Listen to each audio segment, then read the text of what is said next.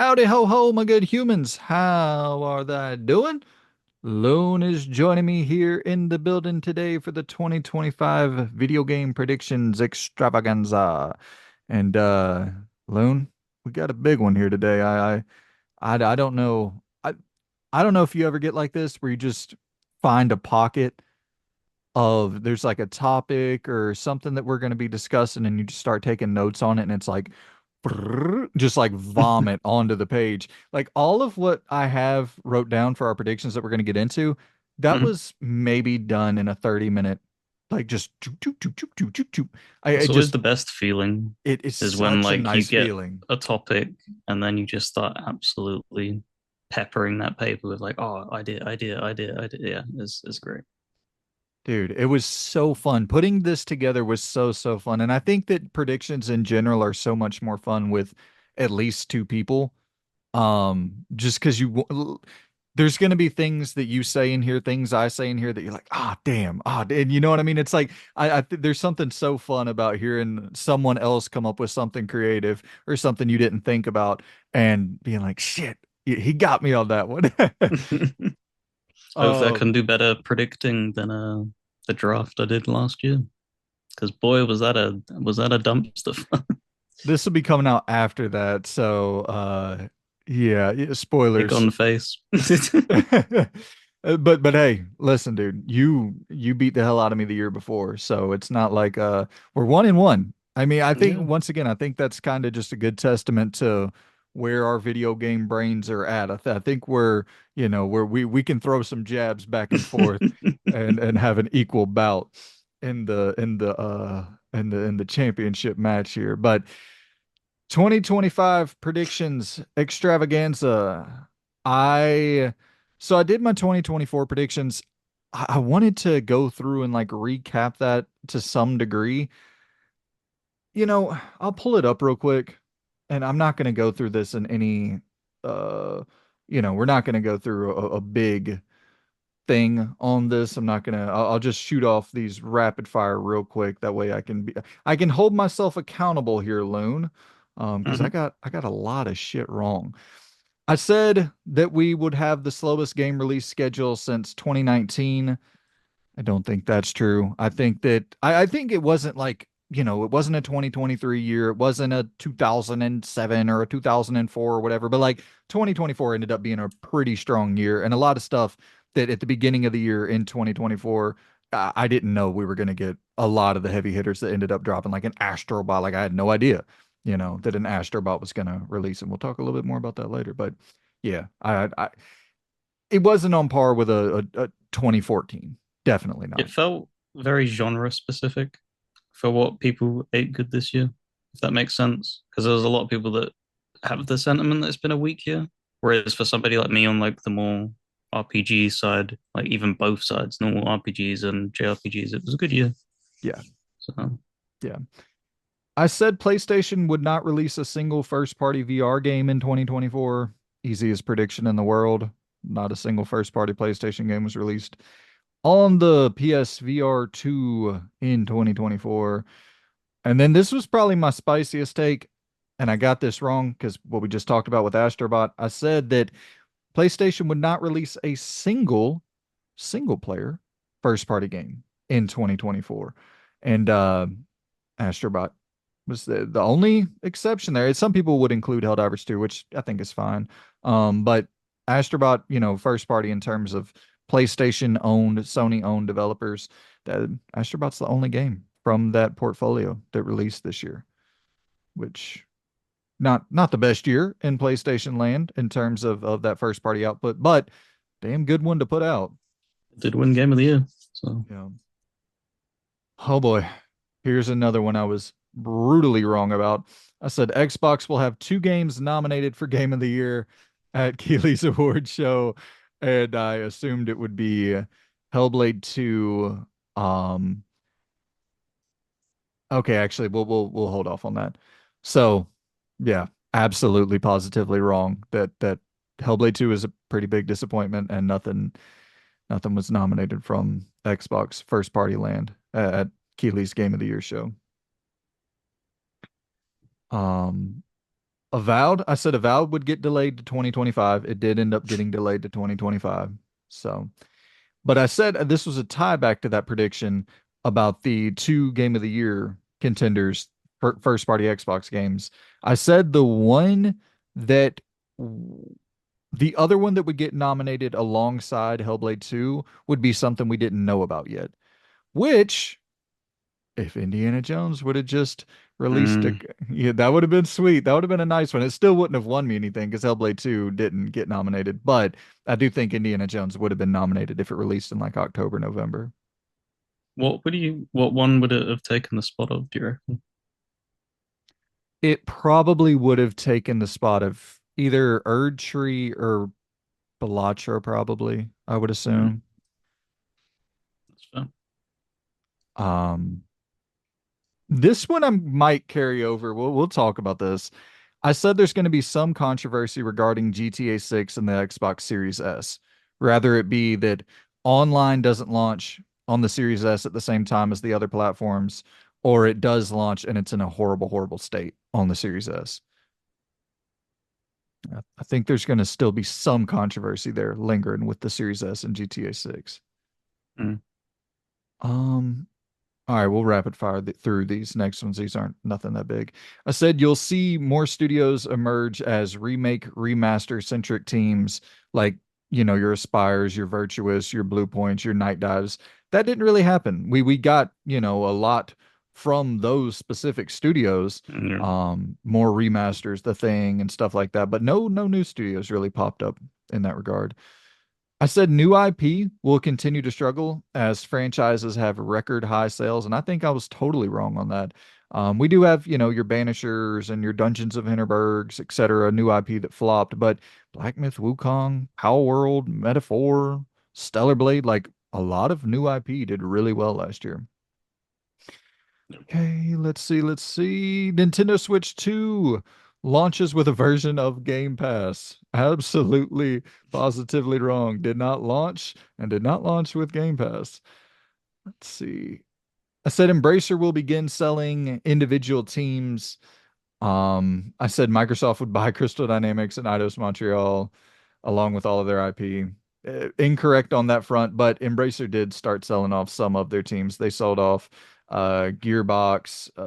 Saber Interactive wasn't necessarily sold off, but they bought their independence. So it does seem like Embracer is willing to let go of some of those teams. I said Summer Game Fest is going to have far and away its best showcase in summer 2024. It was a fine showcase. Fewer Mhm. publishers did standalone showcases this year, so Summer Game Fest kind of benefited from that. Here's probably I don't know. I don't think this is like some fucking outstanding thing, but I said NCAA football 2025 would be the best-selling game of 2024. I think that if I don't think that was a hard one to get right, but I did get that right. NCAA 2025 is the best-selling game of 2024, and it's the best-selling sports game of all time, which is fucking crazy. Um, let's see. I did my 2024 Game of the Year prediction. I jotted down Final Fantasy VII, Dragon's Dogma 2, Hollow Knight, Silksong, Infinite Wealth, Tekken 8, and I have like a few jotted down. Did I even do that? I might not even put that in the video. Sometimes there's like shit I take notes on and I don't end up including it. Um, Yeah. maybe Anyways, I might not have The filled pen out. was flowing and you Yeah. couldn't stop.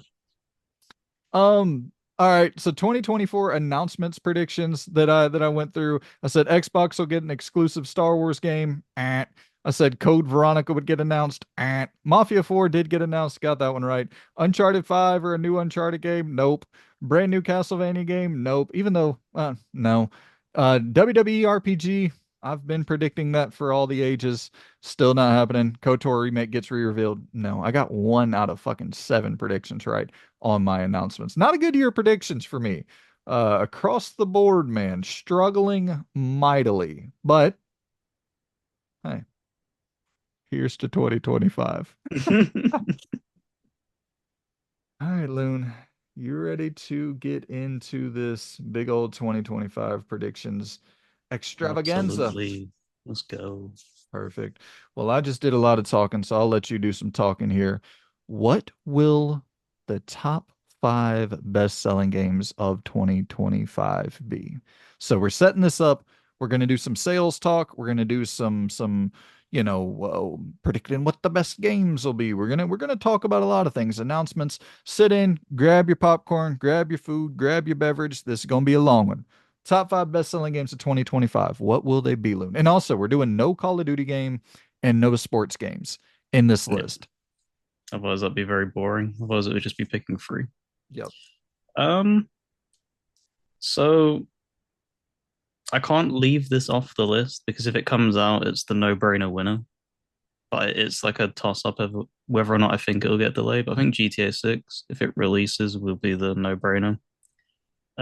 Ghost of Yotei, I think could push.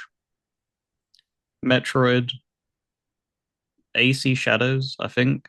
A lot of people shit on, AC. Dude, Valhalla shipped a lot of copies. Like Yeah. every time they've released a new entry, it's broken their own records and stuff, and they shift tons of things. And then the I, final one, I think this is gonna blow. Go on, sorry. no, I was looking before this. Assassin's Creed Valhalla sold 20 million copies. Yeah, exactly. Odyssey sold a load of copies as well. Origins did really well. So if it's constantly going up, this is a setting that people find a hell of a lot more interesting than Vikings across the world. Yeah. So, And it's Steam day one. yep. And the final one, and I'm even gonna put a little bit of extra spice on this. If GTA 6 doesn't launch, I think this is going to be the biggest selling game of next year. I think it's going to be Monster Hunter Wilds. I think it's going to be one of them things where we saw so much love with that beta. How many people are tuning in? It's going to be that thing where it drops and it just takes over like YouTube and Twitch. People are going to be obsessed. It's like the Baldur's Gate thing. It's just going to be a snowball that keeps getting bigger and bigger and bigger and bigger and bigger, and it's just going to absolutely blow everyone's socks off. Well, Loon, my number one, what I believe is the best-selling game of 2025. I think it's going to be Monster Hunter as well. Oh, Um, yeah, I so I had no idea that the first game had sold like 25 million copies. That is a behemoth. And I know it's been, whatever, 6 years, something like that at this point. But oh, you mean World sold that many? yeah, Monster Hunter World Yeah, sold. Yeah. it exploded. Like that was the Mhm. thing where it pushed out, and from being that kind of niche, known title, but nobody really touched it, to being accessible everywhere, and that's the big thing. This will be accessible everywhere as well. Well, and So, that's the thing is like I look at this as pretty much the follow-up to that game. I know there have been other games, but this feels like the real follow-up to Worlds, Monster Hunter Wilds. So I'm going with that one as number one. Maybe that's a little bit of a risky pick, and even more of a risky pick is my number two, a new Mario game.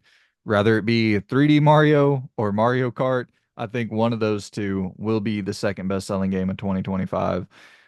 I think there's a possibility that if the Switch 2 launches at $400, which I don't think it will, I think it's going to be like $499.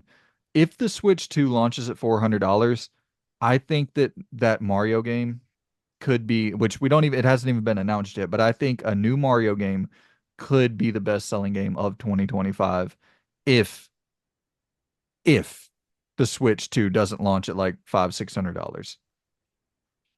do you know if they bundle it in, does that count as a copy sold, I or is think that so. okay? I think Well, it so. must be because like we what do you call it? We Fit and stuff and Wii Sports get counted, and I'm sure nobody rushed out to solo buy that. Yeah. So Yeah. I I here's the thing. I just have a feeling deep down in my gut that there's no way the Switch 2 launches without a 3D Mario game or a new Mario Kart. I could be very wrong. They might just be like, "Hey, we got the brand power alone. It's the fact that it's the Switch 2. That's all you need to know. Here's Metroid, go have fun." And that could lend Yeah, to your point. because they Breath of the Wild was meant to come out, wasn't it, for the Wii U or something, and it got delayed, I think. I don't Y- think it or something like that. One something big got delayed. And I think there's been so much love and excitement for Metroid with it being so long since like a new title's come in. If there's going to be any like year where you drop a console and be like, yeah, we could probably skip on a Mario game, it's probably this because that Metroid game's been in development for so damn long. But it does feel weird to turn around and be like, yeah, Nintendo's going to drop a new console and it not having a Mario game shipping. So maybe it'll be like a remaster or something, something ported from before. That might be what they do. Yeah. Because I know with Breath of the Wild, I believe it came out on the Wii U and the Switch at the same time, or maybe it Or was was a it at the little same bit, time? it might have been a little bit after when it released on the Switch. Hey, regardless, that's the thing too that we have to factor in. This could very well be cross, like it could be cross generational. This could be, you could pick up the new Mario on the Switch 1 and also it be a launch title for the Switch 2. Like it doesn't necessarily have to be that it's only available on the Switch 2, to factor into best-selling game. Hell, if a new Mario launches and it's also on the Switch 1, I'm kind of assuming it'll only be playable on the Switch 2, but if it's playable on the Switch 1, it'll definitely be the best-selling game of 2025, non-sports, non-Call of Duty game. Yeah, it's going to be very interesting how they handle that because they said that you can use the cartridges from Switch One right into Yep. the Switch Two. So this is like the first big time they've actually tackled backwards compatibility properly. So in so long, it's going to be interesting with how their mindset goes moving forward with that. Like, are they going to Yeah. really just be like, look, man, the Switch, we know how many users there are you going to be very, very cutthroat and brutal like you usually are because you know that you can usually get away with that and be like, all right, move over in the next year now. We've done that goodwill. Let's go. Or are you going to be like bridging? Because the thing that benefits them the most more than PlayStation and Xbox is the fact that their games aren't powerhouses. Mm-hmm. You can get away with running them on older hardware and cutting corners a little bit. They kind of have that benefit. Totally. This is going to be the determining factor of that whole idea, the Phil Spencer, mantra of exclusives don't sell systems anymore. Is it's like if the Switch 2 comes out and all of those games, those launch games are playable on the Switch 1, and then the Switch 2 still sells like hotcakes, then it's like, okay, maybe I'm wrong. Maybe exclusives aren't the big selling factor anymore. But that's still a hard thing where it's like, well, if you can play the new Mario game in fucking 4K 60 or whatever, if they're doing some crazy shit like that and you got to go play it on 720, 12 frames per second on the Switch 1, it's like, well, that's kind of an exclusive selling factor. But regardless, Mario is going to be number 2 for me. Mm-hmm. Pokemon Legends Z-A is going to be number 3 for me. Pokemon is a behemoth. And I think that's already been announced for Switch 1.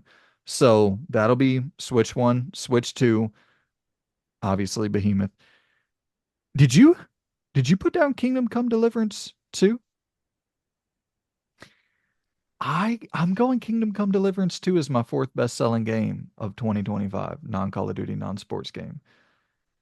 I It's going to be interesting. I know the first game has only sold like 10 million copies, something like that. Only, that's not 10 million copies is nothing to fucking sneeze at.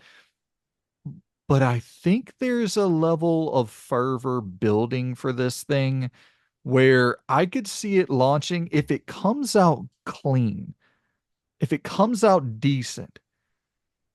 This might be a huge, huge splash. Yeah, I could see it. I'm still a little bit on the fence because the thing that kind of throws me off about when people talk about copies sold as well is that you're talking about all price ranges as well that get Yep. counted into that. So like the reason Kingdom Come really, really took off is because it price slashed so damn quick. Yep. Like they cut pricing so quick because they had the benefit of being a kickstarted game. They had that little cushions. They can be like, all right, man, a few months after, gouge that price and then keep gouging it because you can go pick up the whole game now, Three all bucks. DLC for like yeah $5 on sale, and it's consistently on Yeah. sale. I don't think they got any kickstarting this game. This is fully just normally funded like you would usually. So it's going to be very interesting to see how many people are going to go in full price and how long that they'll hold out before putting it on sale.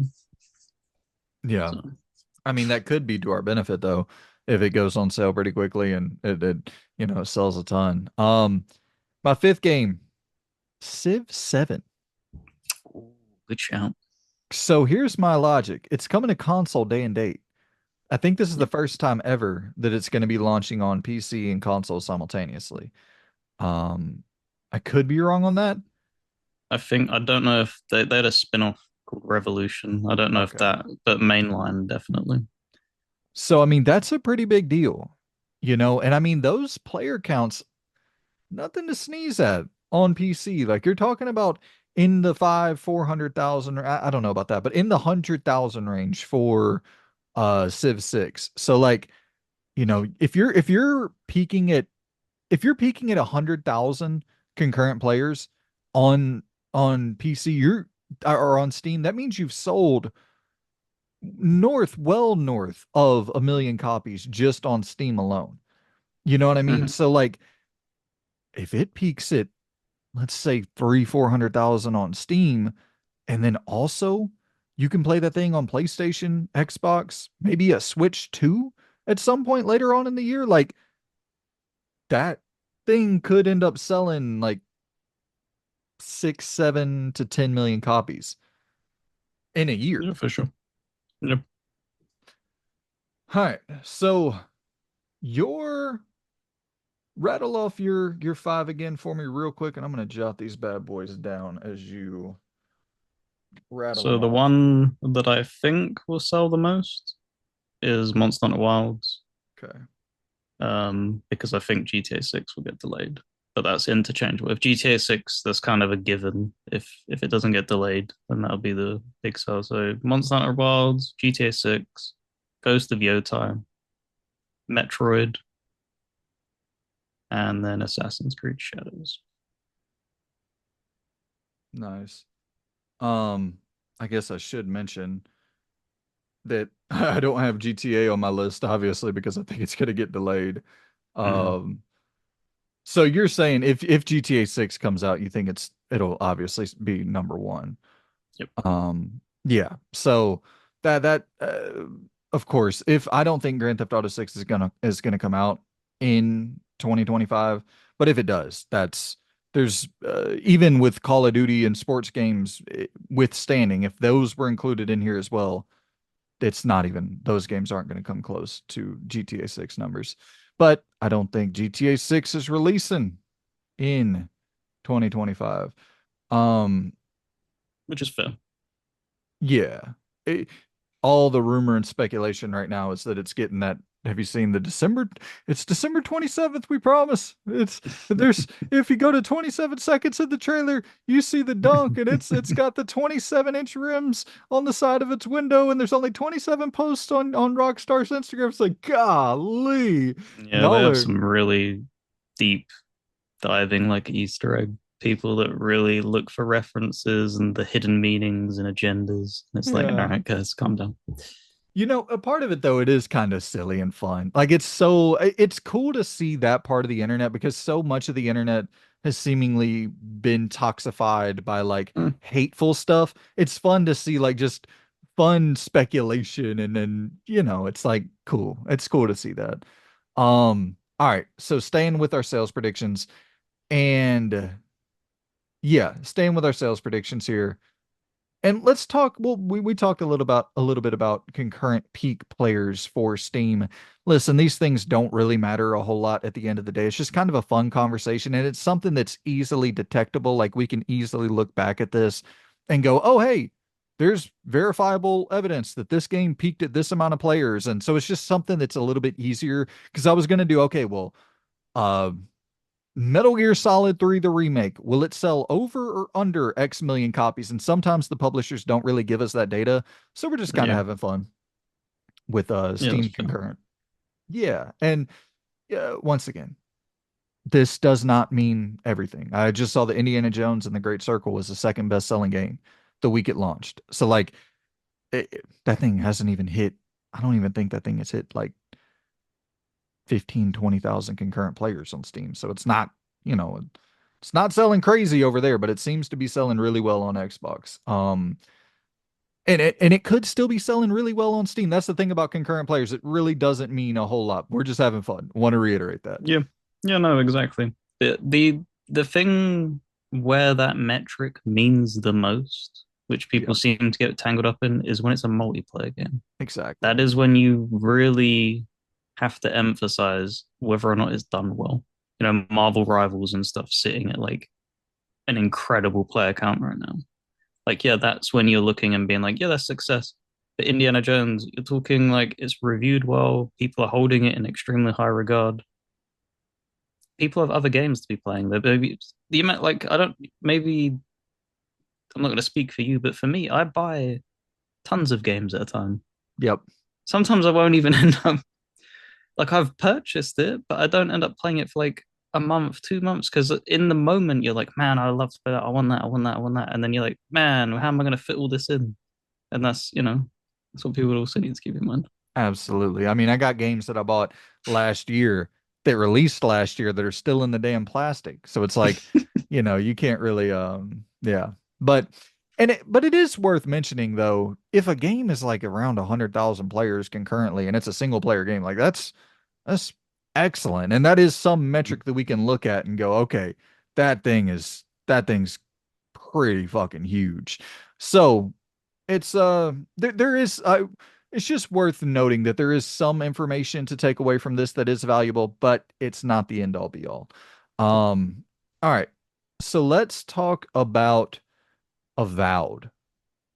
I think that is a really interesting one because we're talking about Indiana Jones not having a high concurrent player count on Steam, but ended up being, second best selling game the week that it launched. Yep. Um, I'm going to give you some interesting data. Starfield peaked around 300,000 concurrent players on Steam. I know Hmm. that's BGS. I know they're the big dogs. I am so curious about Avowed's peak concurrent player count. I'm going to predict 21,000. Oh God. Ah, that makes me look way, way more optimistic. What do you got? So when I was looking at it, I was thinking like, could there be a possibility where it comes within touching distance of Starfield? And I took that step back and was like, no, you think of all the hype that that game like built up and everything, and Obsidian always seems like they're the little bit of an underdog, and I was like, no, we'll go much south of that. And then I started like going back and forth on numbers and stuff. I'm split because it's the kind of thing where it's like I don't think it's gonna reach Bethesda numbers. But at the same time, look how popular Skyrim is, and they have been starved of a fantasy game in that kind of ilk. Yeah. So part of me is like, what's the potential that they would move over and welcome like that IP with open arms? Because if they do that, that's going to be the massive game. You're talking like north of 100,000 then. But it's whether or not they actually care about that. And it's kind of the thing where it's been back and forth. I don't know how we've been. Have you seen like the reception? It was Mhm. very cold, then it started warming up, then it got really, really red hot It seems the last red month. hot right now. Yeah. So you're talking 2 months out now, roughly. I'm gonna just remain optimistic. I'm gonna say 150. Ooh. I'm gonna say this is gonna be within that realm, and that's completely. It's gonna be one of them things where you're gonna look back on and be like, "You're an idiot for thinking that," or it's gonna be like, "Yeah, they actually." Because that's their aim. You need to capture that Elder Scrolls fan base. They're up for grabs right now. Oh, no doubt. Yeah. They've mentioned that I think an Elder Scrolls game is in development for a remake or a remaster or something. I Oblivion. think Yeah. it's yeah, and people are like really excited about that. So like, if you can strike the hammer while it's hot before that releases, I think that'll do it the world of good. So my big reasoning behind this is KCD2, Assassin's Creed Shadows, Monster Hunter, Yakuza Pirate all release in February. If this came out in January, I think it's because that's the thing. That's the hard thing to remember about the peak concurrent is it's always gonna peak around week one Yeah. unless it gets a huge slash or like a Witcher, television series or a Fallout television series boosts it back up. But usually it's going to peak around week one, maybe week two. Um, I just think there's a little bit too much competition in February, man. Unfortunately, because I think the game looks good. I'm excited to dive in. Obviously, we're both huge Obsidian fans. Alpha Protocol is probably a top five game of all time, objectively speaking. This isn't subjective. This is a fact. No, but I'm excited for it. I I think realistically, I think we might be in the middle. I think you might be too high. I think I might be too low. I could see this somewhere around like 65, 70. Yeah, it's probably Um, more realistic. The thing that I want to know as well, I don't know if you know this, do they bundle in the Game Pass PC players into that metric? I don't think so, no. Because you would have to access Game Pass through Steam, right? And I don't think that's available yet. Mhm. Yeah, I think I've gone a little bit too north then. I think the thing as well is if it has mod support from day one, Yeah. if that is a thing, then that'll do it a world of good. But I don't know if Obsidian would do that I quick. I don't even know if the Outer Worlds has mod support. I don't think so. Or I don't know actually. I'm not into the mod scene too much. I think a really interesting if Avowed comes out and it's like a 92, like if it just does, I don't think it will be, but if it's like some crazy shit where it's reviewing gangbusters, that could push you closer to that 100 plus Yeah. K range. Crimson Desert. So I just want to so I don't have Crimson Desert in my best-selling games of the year. I'm going to Hmm. tell you why. I don't think it's going to come out in 2025. I think when we saw at the end of the Game Awards when it said it was late 2025, it was targeting a late 2025 date. I don't think it's going to come out. That all that out the window for this. Hmm. We're going to act like if it does come out, what will Crimson Desert peak at? I went with you're gonna think I'm crazy. 325,000 Jeez, fucking concurrent Christ. players. I think this is going to be the Black Myth Wukong of 2025 if it comes out in 2025. Last year we had the big China breakout with, Black Myth Wukong releasing being the best-selling single-player game of 2024. I think this year if Crimson Desert comes out, I don't think it's going to be the best-selling game of 2025 because it's just too stacked the competition, but I think this is in if it comes out, which late in the year might not end up in that top five best-selling range, but I do think this is going to be one of the best-selling games of 2025. I think it's going to be a smash hit. I went with 125,000. I think it's going to be a massive success. The thought process behind it was, I don't think, uh, I guess you would call it desert IP because Black Desert was the Mm, MMO. I don't know if it has that much like reach into the single player market. I think a lot of people, it's going to be one of the things where they don't even realize it releases unless it gets covered by everybody. If they can put out like a marketing push with a bunch of content creators and like dominate Twitch for like a day or two, maybe, maybe it absolutely takes off. But because I've not heard anyone talk about this. Like whenever you hear about like anticipated games, like no one's mentioning this kind of Yeah. thing, even though it looks incredibly good. Um, I think yeah, that 125. Do you remember the whole conversation around Wukong before it released where people like, ah, it ain't never gonna come out, da da da da. There was that sort of there was definitely a much more hype for Wukong than Crimson Desert, no doubt. But there was that Yep. level of skepticism. And I Yeah. think that's still kind of here with Crimson Desert, especially the more we see it and the more we see it and the fact that we continue seeing it and it still doesn't have like a concrete date. I think there's a separation between, oh, we're actually going to get to play this thing. And then I Yeah. think when that date happens, like Summer Game Fest, it gets re-revealed, it gets an official date, then I think we're gonna see the hype really ramp up for that thing. But I do hear you. Yep. Doom, the Dark Ages. What will this peak at concurrent players on Steam? So just for a little whatever, Eternal peaked at 104,000. So this was obviously 2019. Obviously, in that period, PC has grown quite a bit. And so I think we're looking at higher than 104K.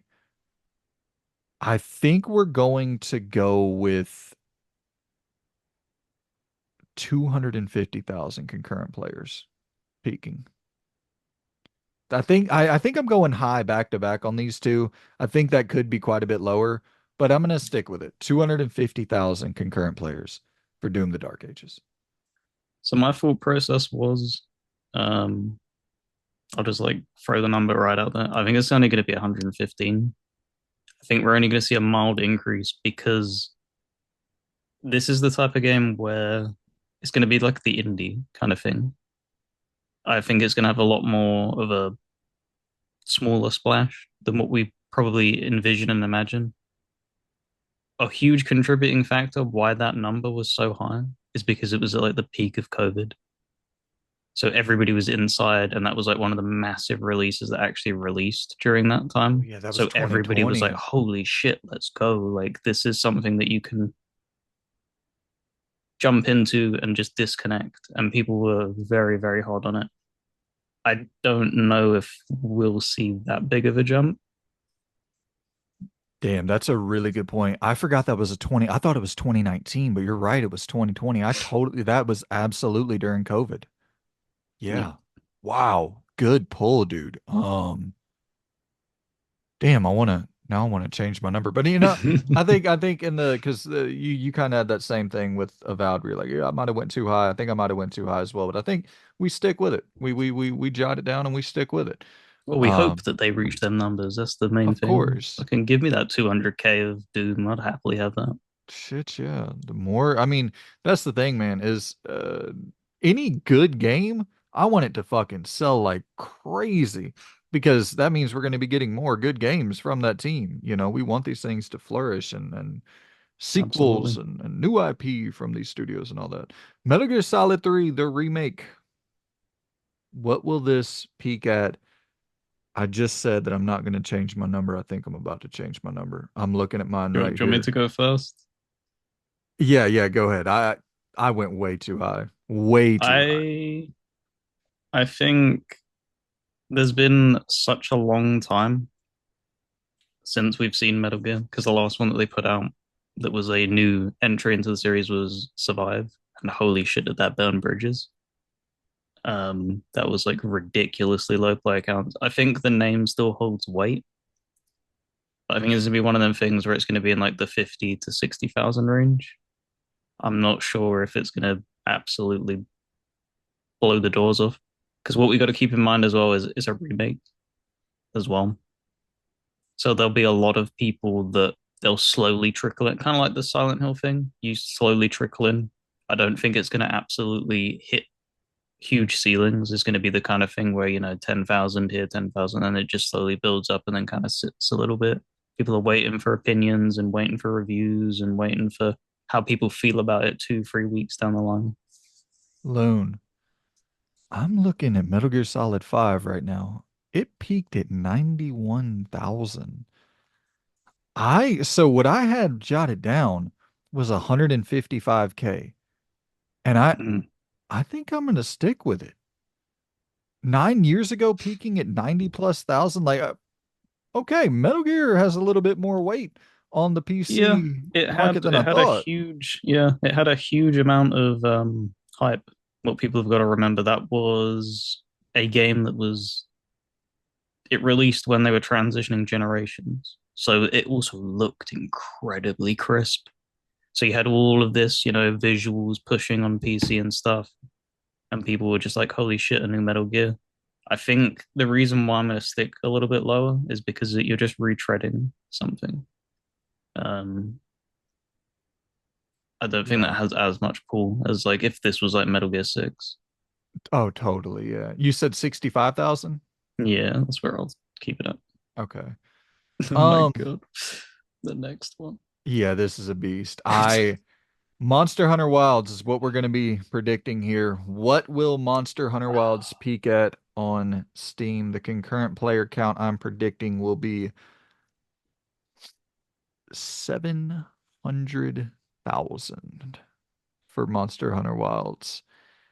Hogwarts peaked at around 800,000, one of the best-selling single-player games in recent memory.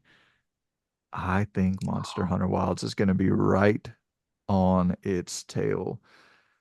Loon, what you thinking? I put 650 because Oh, I we're want I right didn't think there. yeah, no. I was 100% like I'm convinced this is going to be the biggest selling game of the year.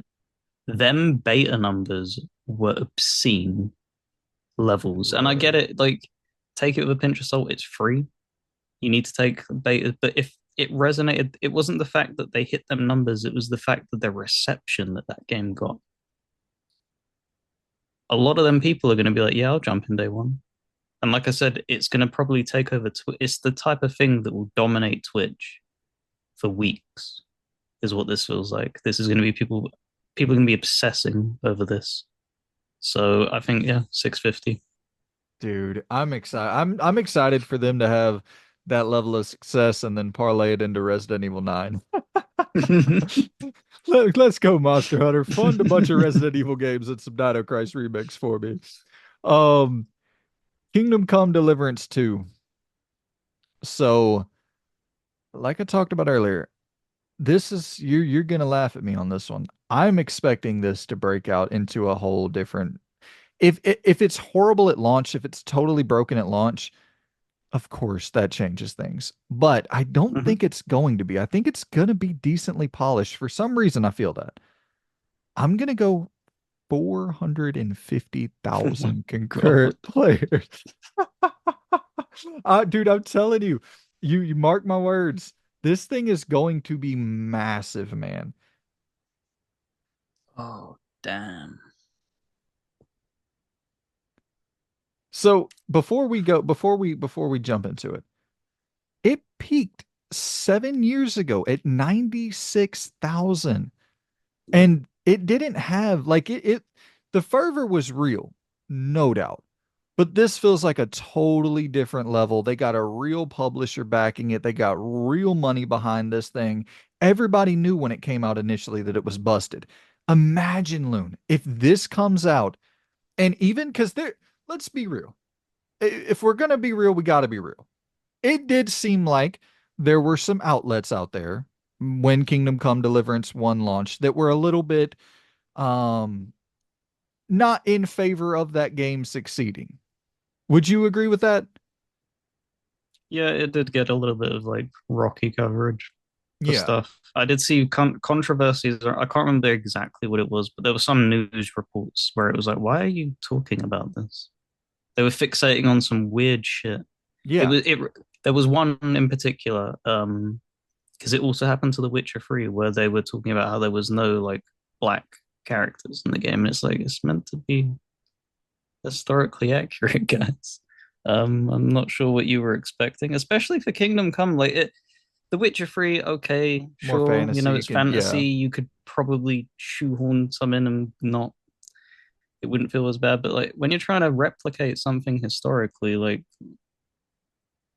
you have to respect what happened. So yeah, I don't know. It's so weird though. Do you think it will get that big? So here's my thing. It felt like when Kingdom Come 1 came out that there was some shady coverage around the game. Like no Yep. doubt. I think if this comes out and the outlets who previously seemingly held some sort of vendetta against the game come out review this thing and it's like glowing and there's just like this collective agreement where everybody is like, yeah, despite whatever you want to talk about with controversy with the studio, the game is just good. It's like objectively good. If that's the conversation, and then you also have the fan base, the fervor, dude, this could be massive, or it could be busted at launch. But then you have So Stalker 2 that was busted at launch and it still was crazy, crazy numbers. So you never know. I think that benefited from the trilogy remasters dropping. I think that also did it a world of good, as well as being available in Game Pass. Um, but my worry for Kingdom Come 2 is that hopefully I don't annoy anyone by saying this. They had a very elitist mentality when that game came out. Oh The yeah. people who had criticisms with the game of it being like, holy shit, like you need, I can't just save and quit whenever I want. And there was a lot of people that were turned off by the people who were like, yeah, well, that's how it is, deal with it kind of thing. It was the same thing of like how some Souls fans have been very, very like elitist and kind of that pushes people out of trying to enjoy that. I don't know how much damage that did to the series because there's people still to this day that won't touch the first game. So maybe they hold that sentiment. I don't. I think 120. I think is what it's going to do. I think,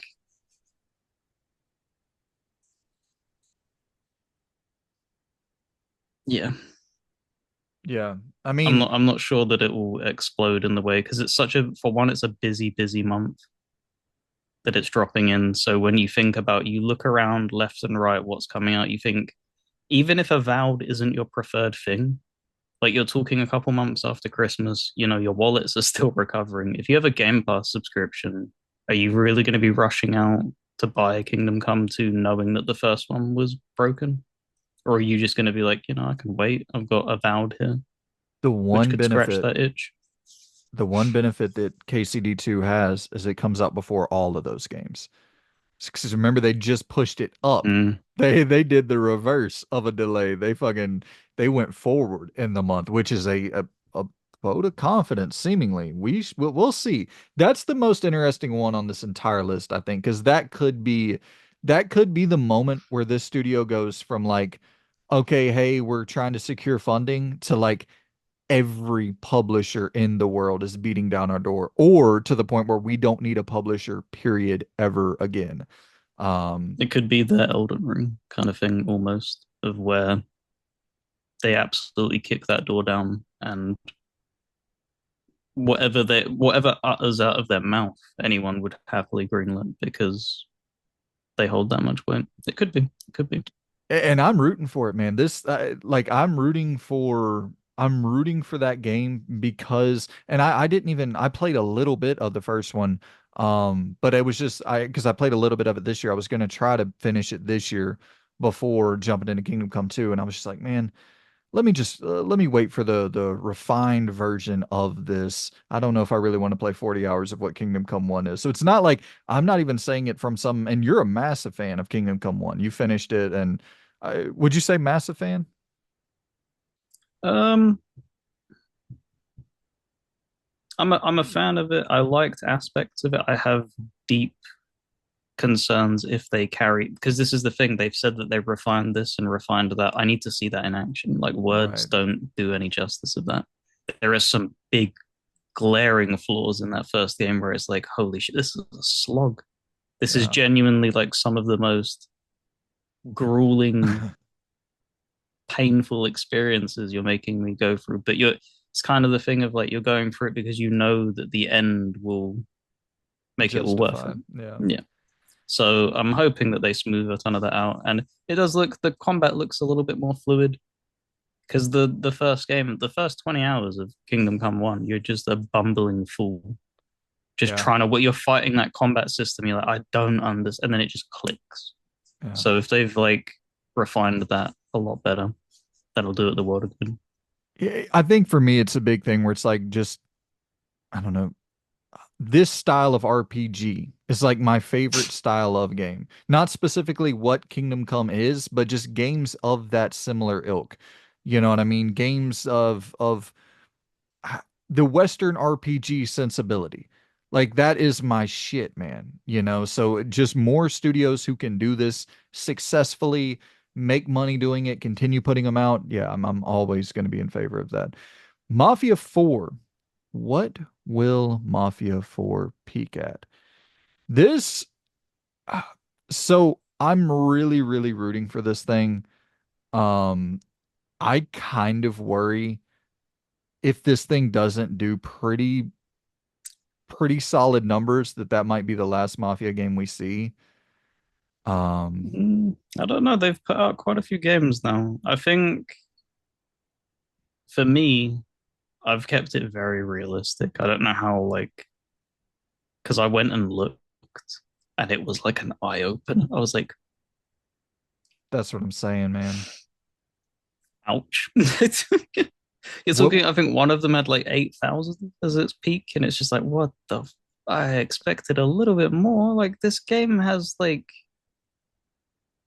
people know this series, and you're telling me only 8,000, but that's the difference that you was talking about at the very beginning, that Yeah. these are successful games. There's no doubt about that. They generate money. Yep. They just don't seem to take over.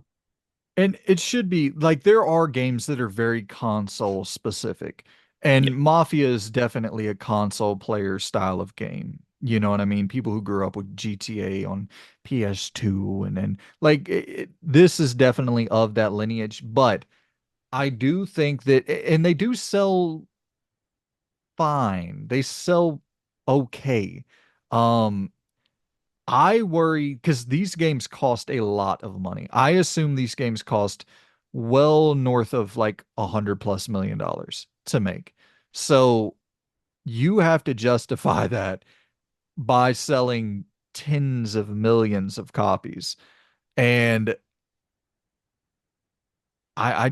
so maybe here's my hope.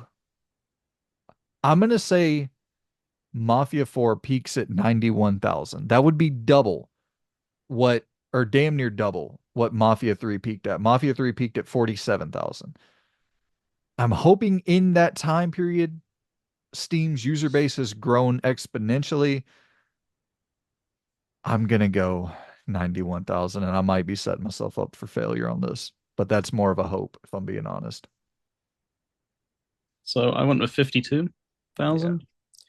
The big driving factor behind it is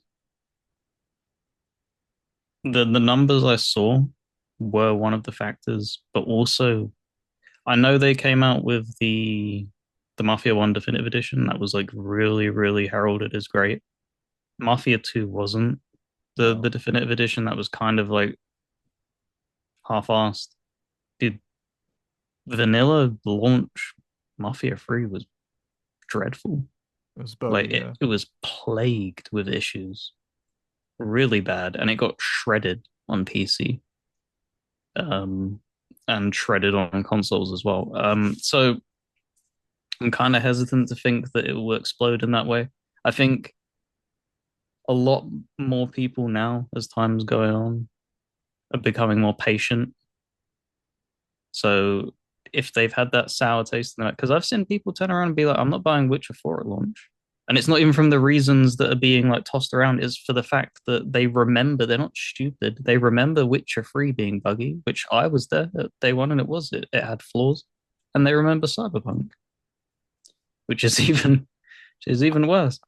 They can be the two hugely successful games that they are, but what matters is first, impressions. So when people are kind of hesitant, they will happily just go, well, I'll just wait for a sale. I will play this game. I want to play this game. I'm interested and I'm excited for it, but I'm not gonna dump 70 to sit there for 2 hours and then wait 8 months to actually enjoy it. Dude, I'm in that boat with The Witcher 4 100%. There's no chance I'm buying that day one unless I see real gameplay running on a PlayStation, probably 6 at that time, running on the system that I own that is clean as shit. You know what I mean? Yeah, so I think there is something to be said for that. I I'll be real with you, Lynn. This is definitely a hope pick. I I just because I want more games. If this thing does really, really well, like really well, I'm praying other developers will look at it and be like, "Oh, damn, the crime sandbox genre is getting numbers like that outside of Grand Theft Auto? Huh, okay. Yeah, these games are difficult to make, they're expensive, yada, yada, yada. But if the return is that significant, then let's go over there and tinker. Especially if now there's the PC crowd is even getting involved with it. So it's a hope pick, but yeah. Next up, Eternal Strands. This is the one on my entire list that I am the most conflicted on. I really have no idea. I think this game looks stupidly ambitious for what it's doing with the environmental effects and all that. I think there is some weird, unique gameplay going on here. I don't think weird, unique gameplay is always rewarded, unfortunately. Um, I'm gonna go. On my list here, I haven't even put down a number. I put a range. I put from 43,000 to 70,000 is where I'm ranging. I'm going to dip closer to 43. I'm going to lock it in at 48,000.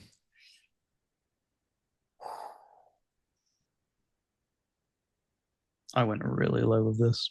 You're probably right. I went 18,000. I think this is going to be a struggle to get off the ground. Um, because we've seen, like you said, gimmick kind of stuff like that. It struggled, like Atlas Fallen had really interesting, like cool things, Biomutant and everything. And these games are interesting, but they don't really explode. They're the type of things that you see immediately 95% off in like 2 months. Kind of crazy levels of clearance. And that's kind of what worries me about Eternal Strands. From what I've seen about it, it's what? Just pulled up Biomutant because I was like, that is a really good comparison, Loon. 55,000. Peaked at Biomutant had more hype going in, no doubt. No doubt Yeah. about that. And Biomutant has a lot more uh Biomutant had a lot more going on just as a game. But I here's my thing. Biomutant came out and was panned. I liked the game a good deal, but it was Yeah, panned critically. But if Eternal Strands comes out and they are able to do this weird Shadow of the Colossus shit and do it well, do and we maybe have information on Immortal Phoenix? Or was good that a one. That's a Ubisoft good one. game where it didn't launch on Steam? Do we You're know? probably right. I doubt that launch day one on Steam. It probably launched at some point. Yeah. Let's see, Immortals. I can't even find it on Steam. Oh, here it is. Here it is. Ooh, 2,300. See, that's my worry. But that I've was not. 11 It's months ago. yeah. It's it would have probably peaked more if it had launched day one, of course. But it's kind of that thing of I don't know. I have a hesitation about it because I've not seen all that much hype about it. Yeah. No one's really touching on it. When you see people make lists, it doesn't really get mentioned of like, oh, you need the games you need to be keeping an eye out on in 2025. It never makes that list. So I don't know if people don't know about it because it's all fine for us knowing about it. The people who fine tooth comb everything and a magnifying glass and the peak concurrent players is for everybody. So I don't know. Yeah. That's probably a little bit too low. It'd probably be around about 30 if I'm being a little bit honest, maybe 25, 30. I think you might be closer than I am, though. I think I might have went a little too high. Once again, I think we might be leaning on that a lot. I think you might often go a little too low. I might often go a little too high. Cynicism and optimism. Optimism. That's so funny. Assassin's Creed Shadows. Speaking of Ubisoft, I don't know why. I like Ubisoft. I'm just gonna fucking join in bullying Ubisoft for no fucking reason. Um, No, another one of our sponsors cut. First EA, now this. God damn all these checks, man. Where are these checks at that it. we're supposed to be getting?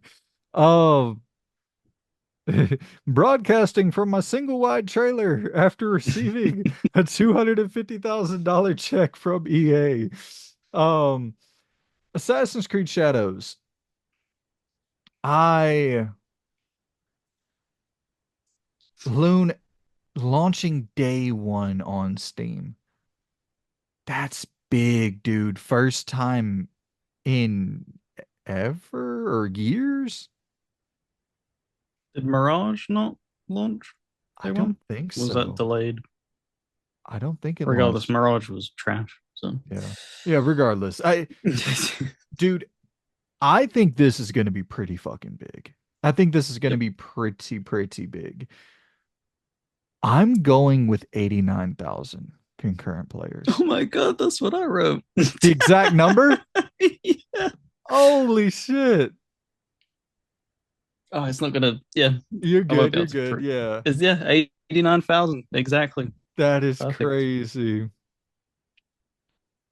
I'm gonna jot you down. Tie. Um, yeah, dude, I think this is gonna be massive. I think this is Yeah, gonna be a big deal for them. I think they're gonna have a lot of success with this. I think that and you know, it's gonna be bigger on console for sure. That's another one of those games that's gonna be much bigger on console. But I I think the thing that gives me the most confidence is the delay actually. You know, them being like, no, we're not rushing stuff out. We're going to try to actually have a clean launch with one of these big games. yeah. It's because it seemed like I know they get stick all the damn time for it's bloated this and it's soulless in many aspects. This is since Origins got announced as to being where they were going. This seems to be the most ambitious that they've been. They seem to be adding in a lot of things that they didn't have to add. A lot of these little weird mechanics and stuff, breathing underwater and the proning and everything. Like they clearly want to break away from that stigma of Ubisoft just enjoys being stagnant and they like standing still. This seems to be them being like, no, we do actually want to try. Um, The weird thing, dude, is like I think Far Cry is really one of the only examples of that studio just standing still. I think with pretty much all of their other franchises, they're doing a lot of weird shit. You know, yeah, Watch I'm Dogs. right there with So you. yeah, Yeah, Watch Dogs. No, and now you can become anybody. And then Assassin's Creed going from somewhat simple-ish open world thing to big RPG thing to it's still somewhat simple, but it's like a total genre switch from third-person action adventure open world to third-person action role-playing game. And then you go into their weird shit with you can kind of say Avatar's a little bit Far Cry-y, but it's doing some weird shit too. And then Star Wars Outlaws was totally different. It really was more like a Beyond Good and Evil meshed mm, with the open world, but less bloated. Like I think they're doing a lot of unique shit over there. Um, but they do have stink on their name, and like that's something that you just can't. I don't know. Is there enough Shadow Assassin's Creed Shadows perfume in the world to rid yourself of that they stink? that's never going to be something they can shake, Yeah, even if it's the type of thing with we love Obsidian, but they have the stigma of they release broken shit. broken games at the beginning. They didn't with the Outer Worlds. Right. They dropped an extremely polished product, but it doesn't matter. People are the Outer Worlds 2 gets announced and Avowed and stuff, and it's like well, these are going to be broken on release because you just have that stigma around you. It's just something you're never ever going to probably be able to shake off because once people have made their mind up, that's kind of it. Yeah, But I think this is going to be a huge thing for them. I think this is going to 89,000, man. that's massive. Um, all right. This one, Loon, this is a tough one to predict, and I saved the best for last because I think that you and I could be in totally different worlds on this. Because I think this is we're talking about Clair Obscur Expedition 33 here. The first ever $100+ million, seemingly $100+ million turn-based role-playing game. This could be a revolution for the genre. This could make a Square Enix look at Final Fantasy in a different light and go, hey, uh, okay, well, how about we make Final Fantasy back to traditional turn-based, but we keep the budget of a Final Fantasy VII remake and see what happens. Like this could be a pivotal turning point where big players in the RPG space go back to turn-based roots if Clair Obscur Expedition 33 does well. With all that said, I want to kick it to you first, Lone. What number, what peak concurrent player count do you think Clair Obscur Expedition 33 is going to hit? I kept this very grounded, I feel. Okay. You probably, if you've gone lower than this, I would be surprised. Like 65,000. We're actually pretty close. I went Um, with 100,000. because with what you talked about of them eye-opening it and maybe Square Enix taking it a bit seriously, my worry is that even if this game's successful, this might end up dropping into the same place that Mafia sits in, where it doesn't matter how beloved it is. It's kind of the thing where nobody else wants to try to take that risk, even if that's successful, even if this blows the doors off. People are going to be like, "But could we do it?" Like that feels so risky because all it takes is one. Like you said, if it's going to be 100 north of 100 million in dev, and that bombs, that's it. That's the studio dead. Yeah, Like you don't. That's not something that you come back from. I do want to. I really want this game to do well I do too. because for me, I'm a fan of Persona and stuff and Final Fantasy. A lot of people are turned off by the anime art style or more cartoonish vibes. So somebody would happily dive into a turn-based RPG if it was grounded in reality a little bit more and more realistic and a little bit more what they expect. So to do this in a Western kind of inspired way, I think this is going to be really cool because I really enjoyed stuff like there was a Lord of the Rings turn-based RPG. Very simple, but it felt different because you could see like Western influences of how you would do balancing and stuff, but also doing what a JRPG does. So if they can kind of do that and take their own spin on it, it'll be interesting to see what the final product looks like. It's the weird thing where like we both predicted pretty high numbers. And I Yeah, think that if those numbers are what we're predicting, I got 100,000, you got 65,000 peak concurrent players. If it hits either of those numbers, I do think that's high enough to shift momentum a little bit. I think if it hits my number, if it hits 100K, I do think you start seeing people take notice a little bit and you start yeah, seeing different publishers go, okay, this is actually viable. We can that'll be actually more make than money. metaphor to put Right. it into perspective. And that's why I'm kind of thinking like I'm holding out hope that you have the player base of metaphor and stuff and these people who like trials and everything of mana and they go and check that out, but it also pulls from other people who haven't tried JRPGs and are just like, oh, that looks kind of cool. And combining that player base, I think that will do it wonders because that's kind of what you've a little bit seen with Final Fantasy 16. You've seen that bridge because it's appealed to you. You're pulled in. As long as they make Final Fantasy games the way that they do there, you're going to be checking I'm them out in. day one. Exactly. And the same with the remakes and everything. Like you're in, you're hooked. It's the interesting thing, Loon, where like it's kind of the opposite, where w the people who hate Final Fantasy 16 because of its more Devil May Cry action approach, y'all got to go out there and support Claire Obscure Expedition Mm, 33. Like this is I don't think people understand how important this game could be if it does well. Like this really I think this could be an eye-opening moment to bring turn-based RPGs back at a high triple A, because that was the thing back in the day, you know, triple A big blockbuster games were almost exclusively turn-based RPGs for a long time. You know what I yeah, they were mean? the most expensive to make because they pushed cinematic. You had back then they would put. That's why it pushed for like DVDs Yeah. on disc and stuff because they needed these massive, expansive cutscenes and these massive vistas that you'd explore. Yeah, it's man, I'm so excited for really. It's probably my most, as much as I love Avowed and all these other games on the list, it's the one where I'm like, I'm being honest.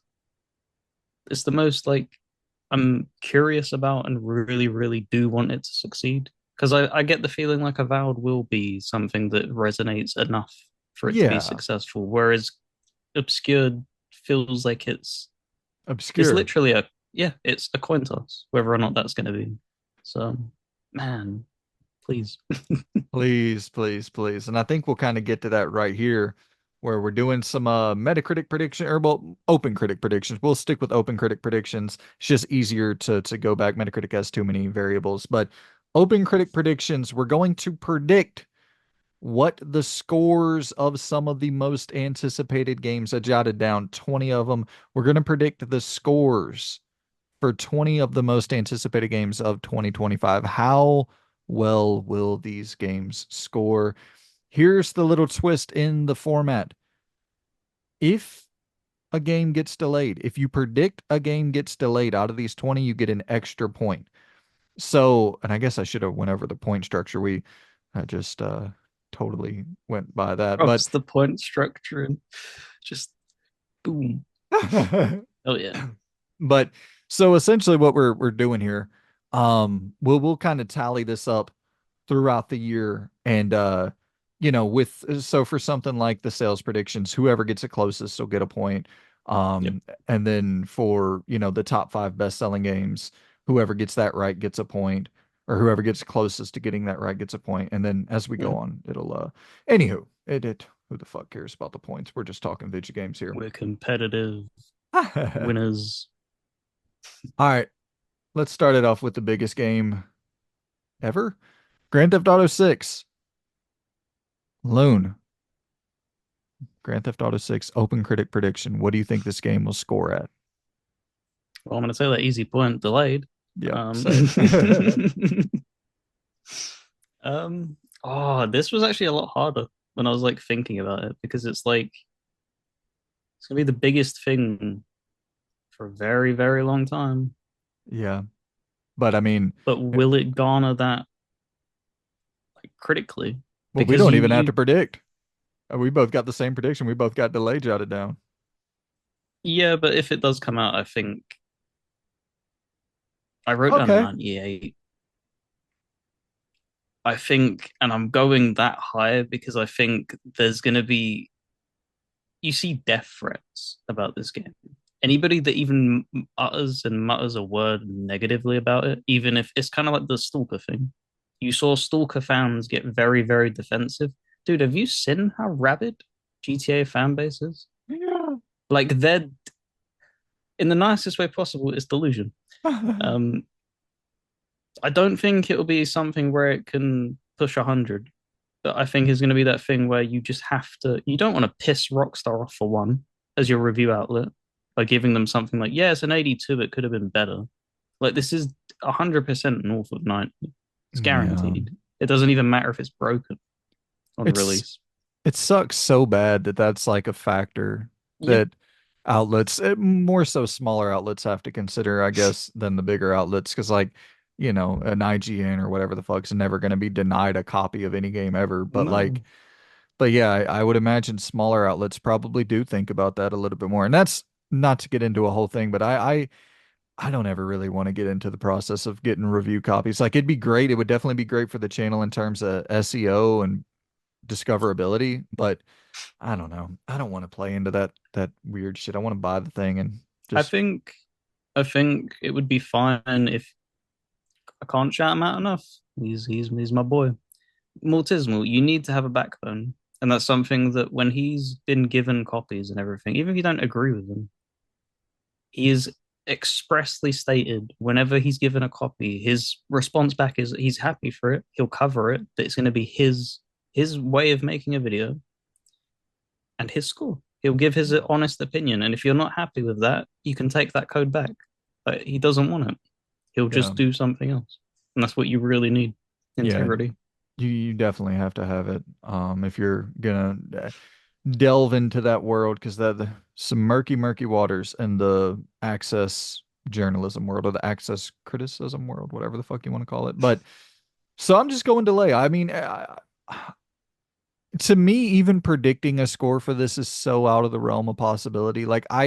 There's no chance it comes out in 2025. And I've been saying that since it was announced. I, we have a thumbnail up for the first time Grand Theft Auto 6 was announced, or I don't know, but it's a thumbnail up where it says 2026 and it's the Grand Theft Auto logo that says 2026. I don't like I Rockstar delays everything. So this is getting delayed. If I had to throw a prediction on it, I'm with you. It'll be 90 plus. I would say probably like 95. I don't think it's artsy enough to get into that Red Dead Redemption 2 range of close to a perfect score. I think it'll be satirical enough. It'll be crude enough for some people to, get up in a bunch and then be mildly offended with their fucking milk toast humor and not saying Rockstar's milk toast humor, but the milk toast humor of a lot of fucking critics out there. Um, yeah, it's just uh, I don't think it'll be in that upper echelon of it. It's here's the thing, it's too big to deliver. It hold up. Let me backtrack. It's too big to deliver everything for everybody. You Yep, know what I mean? There's that's fair. there's so many different things that different people want this game to be. And with it having a $2 billion budget, people think that it's reasonable to expect this game to be everything that they could have possibly imagined. And it's just impossible for it to be that. Um, Absolutely. it's my most anticipated game of 2025 if it does come out, no doubt. But it's still like, I think the expectations are just astronomical. And at that point, you just kind of hit the law of diminishing returns. Um, Marvel 1943, Rise of Hydra. So this is Amy Hennig's thing with Skydance. I saw a compelling little piece that David Jaffe put together. David Jaffe, creator of God of War, he has a YouTube channel, and he went down the trail of breadcrumbs and started piecing together some evidence that makes it seem like Marvel 1943 might be like a Telltale Quantic Dream style game. Yeah, that's I, people thinking it's going to be like a full-on action game. That's when That's I what I was was like looking thinking. at. I was like, I don't think it doesn't look like that. To me, at the beginning, it looked like when you see an opening to Mortal Kombat when they're doing their story modes. Yeah. That's what I was thinking. I was like, wow, you're making like a fighting game, and they still haven't really. They've not told us exactly what it is, At which is all. extremely worrying Yeah. because if it is a fighting game, that's going to piss people off, and if it's a Quantic Dream style game, that's probably going to piss people off as well. Because this is what happens when you let people run wild with their imagination and what they expect of the game. Because then if you don't disclose that right away, all you're going to be met with is disappointment because it's not going to meet that expectation. So, yeah. Oh, I'll go ahead and throw mine out there. I'm going delay again. We have not seen gameplay for this thing, not a yeah. shred of gameplay. That is worrying, dude. I hope this launches. I hope Amy Hennig is able to release a game because it's been a long time since she's released a game. I I don't know, man. I I think it's getting delayed into I won't lie, you 2026. didn't disclose the delay thing with me, so I did do uh Oh, did I ratings not? for each of them. No, Oh shit, I was like, man. oh, whoop. But yeah, for me, I would probably put it in delay. But my rating I gave it was 81, I think. Yeah, a Hellblade 2 style rating. Yeah, I think Yeah. that'll be whereabouts it lands. I don't think it's going to be much higher than that if it does go higher. Okay. You know what? I'll join in with you then. Since I fucked that up. I'll uh I'll throw down a prediction for each of these games as well. You went 98 GTA. Yeah. I'm gonna go 94 for GTA. And we'll also talk about if we think it's gonna get delayed as well. Mhm. Marvel 1943, you went 81. I'm gonna Yep. go 76. Oh, damn. Yeah, I think it's gonna be the point where it's like people going, okay, where is the game? And if it's gonna be a thing, are you making choices? I don't really think so. Like, I don't think it's gonna be some impactful decision-making game. So Yeah. is it just gonna be a tech showpiece like Hellblade? And if we already had that for Unreal Engine 5 with Hellblade, I feel like there's going to be even less tolerance for something like that next year. So, but I think it's getting delayed. All right, next up we have Eternal Strands again. Hmm. For this one, I went 84. It's coming out in January. I think it's going, I think it's going to be the thing where it is I think it's going to be one of those games that has like a few 10 out of 10s where people are like, yo, this rules. And then it's also going to have like some sixes and 7 out of 10. So there's going to be a good gap in the coverage there. What are you thinking for Eternal Strands? I put 78. I think it's going to be that seven-ish, Yeah. just shy of eight. Um, I don't think it's going to really heavily deliver on many things for many people. I'm really curious about this next one. Going to Fable. I mean, this is easily delay for me. Like I think this is without a doubt getting delayed.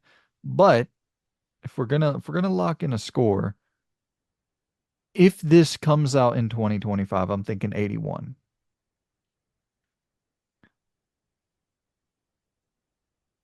That's fair. That's fair. I'd end up going delay as well. It seems like something that'll be. I think I'm starting to see a trend in Xbox kind of thing. If something gets delayed, it'll be an early release for the year next from the delay. Yeah, So I could see Fable being like, all right, we'll push it, we'll delay it. It'll be a February release. It'll take the Avowed slot kind of thing. yeah. I think 77 for me. I think what's going to happen is, for one, Fable, there's not really that much love left for the IP. In all honesty, like nobody has that. It Whenever you talked about what's your favorite Xbox exclusive, the 360, what got you connected, like Fable was never uttered. And on top of that, if they continue with the humor that Fable had, it will have the same impact as to why people are getting tired of like Borderlands. Hmm. I feel I think people have kind of moved away from that humor. So if they kind of try and recapture that, I think people are going to be like, oh, this doesn't age particularly well. Well, hell, I got a bunch of Xbox stuff back to back here. I didn't notice that. Yeah. Um, Doom, The Dark Ages. I think this is definitely coming out. Yep. I think this is going to review gangbusters. I think a 91 average on OpenCritic. I think it's going to be one of the best reviewed games of 2025. Yep. I went 89. Bingo. I think it'll be very, very highly reviewed. I don't know if it'll break into the nines, because if it breaks into the nines, then you're talking about it could shoulder its way into like a game of the year contention. I don't know. It's Well, kind of a toss up. Don't with play how your many hand. other games. Don't play your hand too early. We got that one coming up.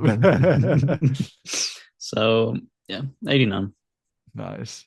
South of Midnight from Compulsion.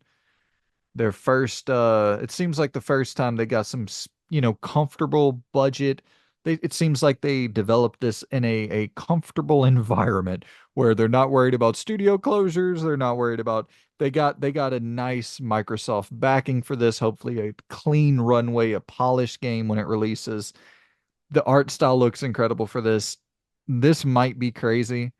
I'm going 86. I think this is going to review very, very, very well. I think it is, you know, it, I don't think there's a lot of games like this nowadays Hmm. where it's a just a classic third person action adventure thing that's not this huge sprawling open world. It kind of feels in that Kena Bridge of Spirits energy to some degree. Yep. Yeah. I'd agree with that. I put 83. I think it'll be a good showing, and it's definitely going to do better than We Happy Few. Like you said, that it feels like it was a settled development. There didn't seem to be much boat rocking with this. It feels like they have a vision, they're sticking to it, and there's not much worry about having to do anything. They can just do their thing, which is great. Well, and I think this was like 1000% internally developed to where like this wasn't a thing where they started working on this before getting acquired. I think this was all under the Microsoft watch, all under the Xbox Game Studios watch. So I think that could very much benefit the game. Metroid Prime 4. So could be a Switch 2 launch title, could be the Mhm. last big Switch 1 game, could be both. Um I'm going with an 88 for Metroid Prime 4. Think that Nintendo is always going to range right there around the nines unless they do something so unconventional. I doubt this is going to be anything that's groundbreaking, but I think it's a Nintendo first party game in 88. Yeah, because we've not heard of anything Mario related. I went quite a bit higher than that, Ooh, thinking that this will be a launch game. I think there'll be a 94. If there's no Mario game and this is a launch title for the Switch 2, nothing to compare it that to. carries so much more hype with it. Whereas it'll be the showcase for the system, essentially. So Yeah, yeah. I could easily see that. I mean, we're right there in a similar ballpark. The thing I wonder is are people are people going to be okay with just another Metroid game with like no new bells and whistles? And I think probably so because it's been so long since we've had a new Metroid Prime game. Um, so there might just be that thing where people are so happy that it's brought back that they really don't care if it's doing anything all that unique. I think it could shake a few things up as well, though. Yeah. I think they'll shake a few things up. Um, Something that I don't believe is going to shake much up.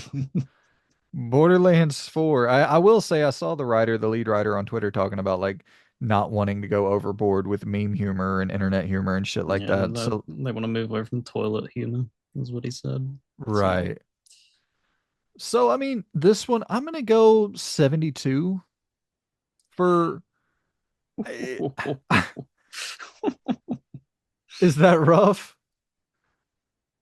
I think they usually garner a little bit more love than that. That does feel a little bit bad, but you know, it a lot of people weren't all that excited when it got shown at the Game Awards. There didn't seem to be like a any amount of buzz. So maybe you're right. Well, I was thinking when I saw it, I was like, I was waiting for the thing to be revealed where it's like, oh, that looks different, you know? And it just, when it first was revealed, you're like, oh, damn, they got a different art style going on here. Like, are they chasing a new tone? And then it goes back to the cell shaded, which I don't think the art style's bad, but it's like it's a new generation. So you're kind of waiting for that new generation feel, and it just I don't feel it. But hey, what are you predicting? For me, I thought this was going safe. I think 82. I think it's kind of the thing where it's like you said, you're sitting there hoping that they'll try something a little bit different. I think it's just if you people talk about Ubisoft treading the same ground, like Gearbox, holy shit. You ain't Like lying. they're up to their ankles deep. They've trod that ground so much. It's gone through the earth. So I Absolutely. think it's just going to be that thing of just like, yeah, all right, it's another Borderlands game. It's fun. Yeah, it does what it does. So I don't think it's going to be anything where it probably even get lower than that, maybe an 80. But yeah, I'll go 82. Now we go to kind of the complete opposite of this.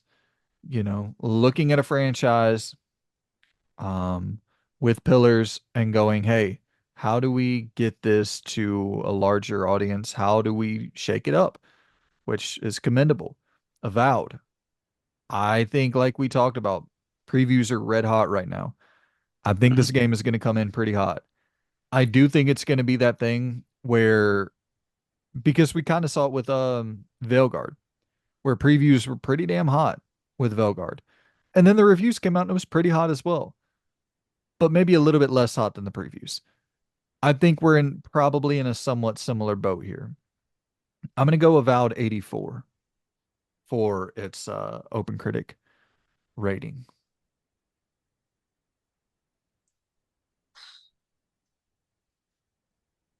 We got 87. I think this will be, to my knowledge, correct me if I'm wrong. I think this will be their strongest score they've ever got. I think this will be their game where it's like, okay, we need to move away from that stigma that they release broken stuff and just get out of Bethesda's shadow. That's what annoys me a lot, is that because they did New Vegas and crushed it, they've kind of lived in Bethesda's shadow this whole time. Yeah. So I hope that they can kind of break out of it and be like, look, man, they clearly made a better sci-fi game and they've made a better fantasy game, hopefully. I hope it lands around about 87. Yeah, I think you're right. I think this, if it hits an 87, I think that'd be the highest reviewed game they've ever had. I'm looking at Knights of the Old Republic 2, and that's at an 86. So I Ooh, mean, yeah, I think, and I'm assuming the Outer Worlds isn't higher. I know the Outer Worlds isn't higher than that. And that'd be the only other one that maybe, I don't know, would one of the Pillars games be I don't think they actually got reviewed all that high. They're probably at 82s okay? at max, I would assume. Deadfire's an 88, and then Pillars of Eternity 1 is an 89. So I mean, but Oh. still like right around that It's a different ball game though when you're critical darling. ranking up CRPGs, because the thing that also benefited from is, I think Pillars 1 came out before Divinity.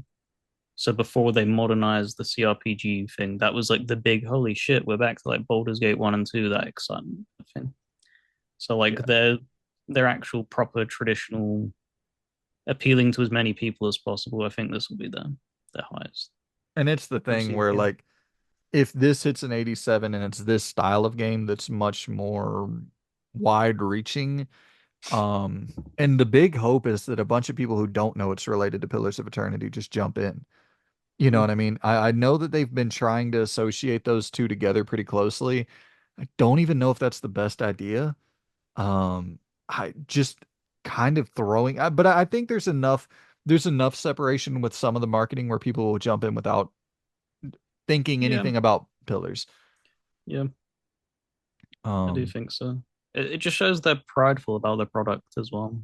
They yeah, really wished that the other two games did well because they poured their heart and soul into it. Like they still run,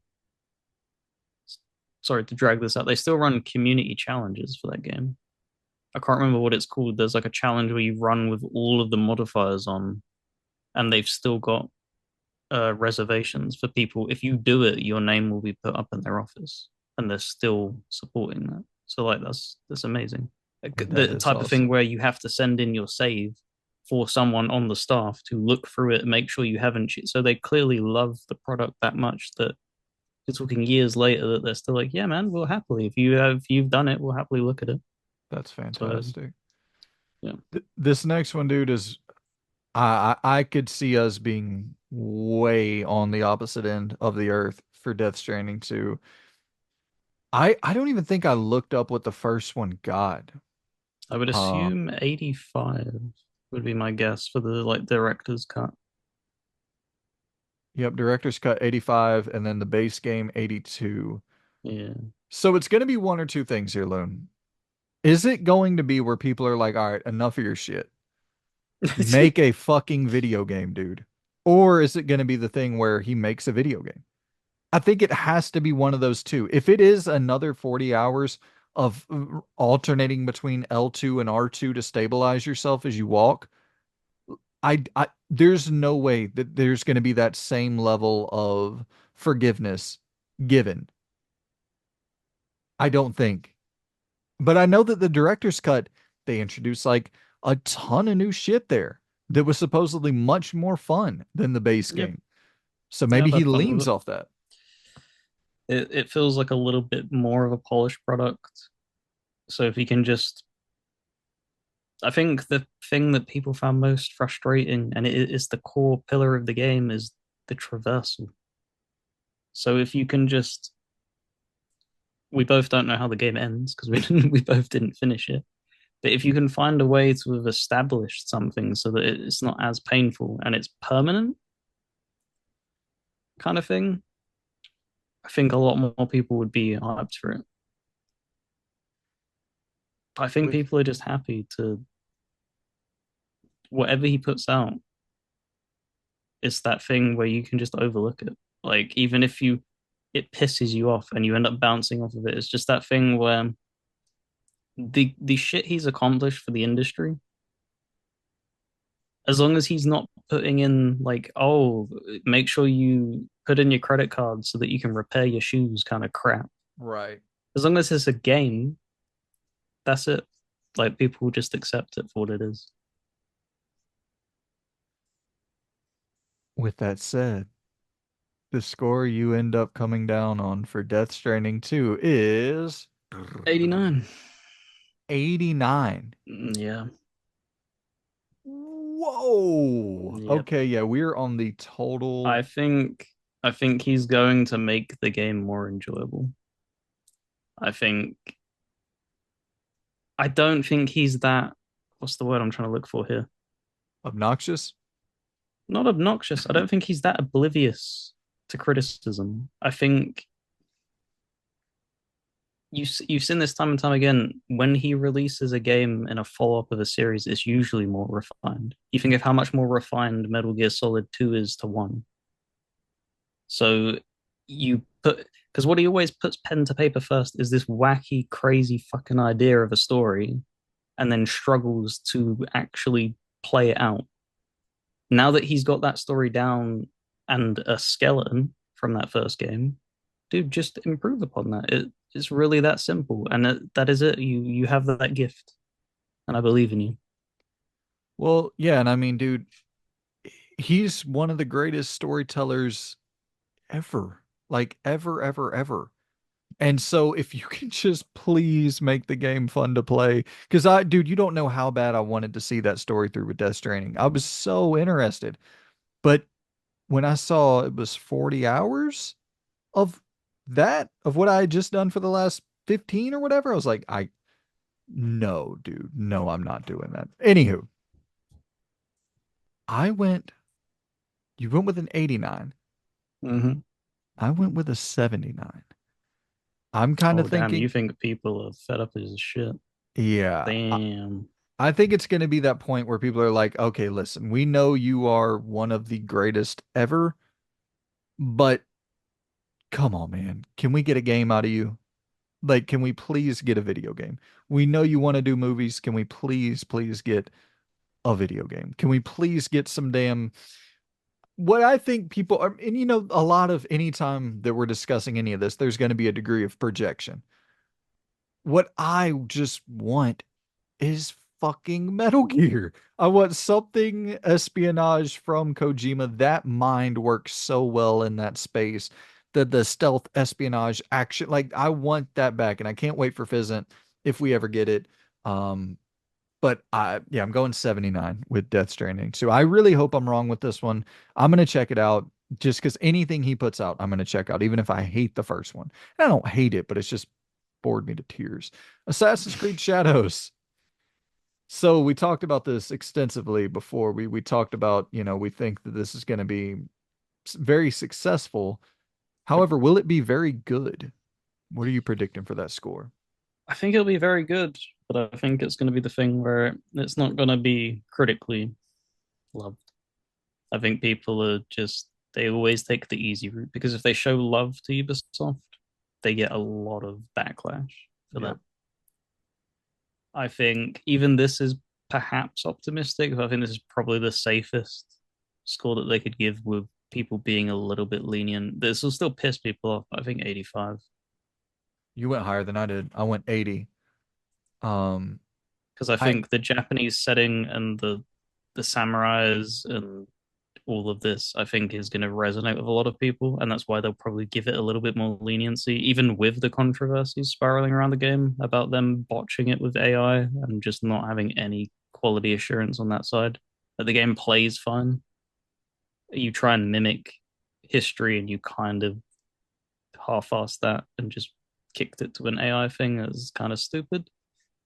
I didn't even see this. What is that? Yeah, they ended up doing. I mean, it was pulling in like Chinese history and Oh stuff like that Lord. into like their art book.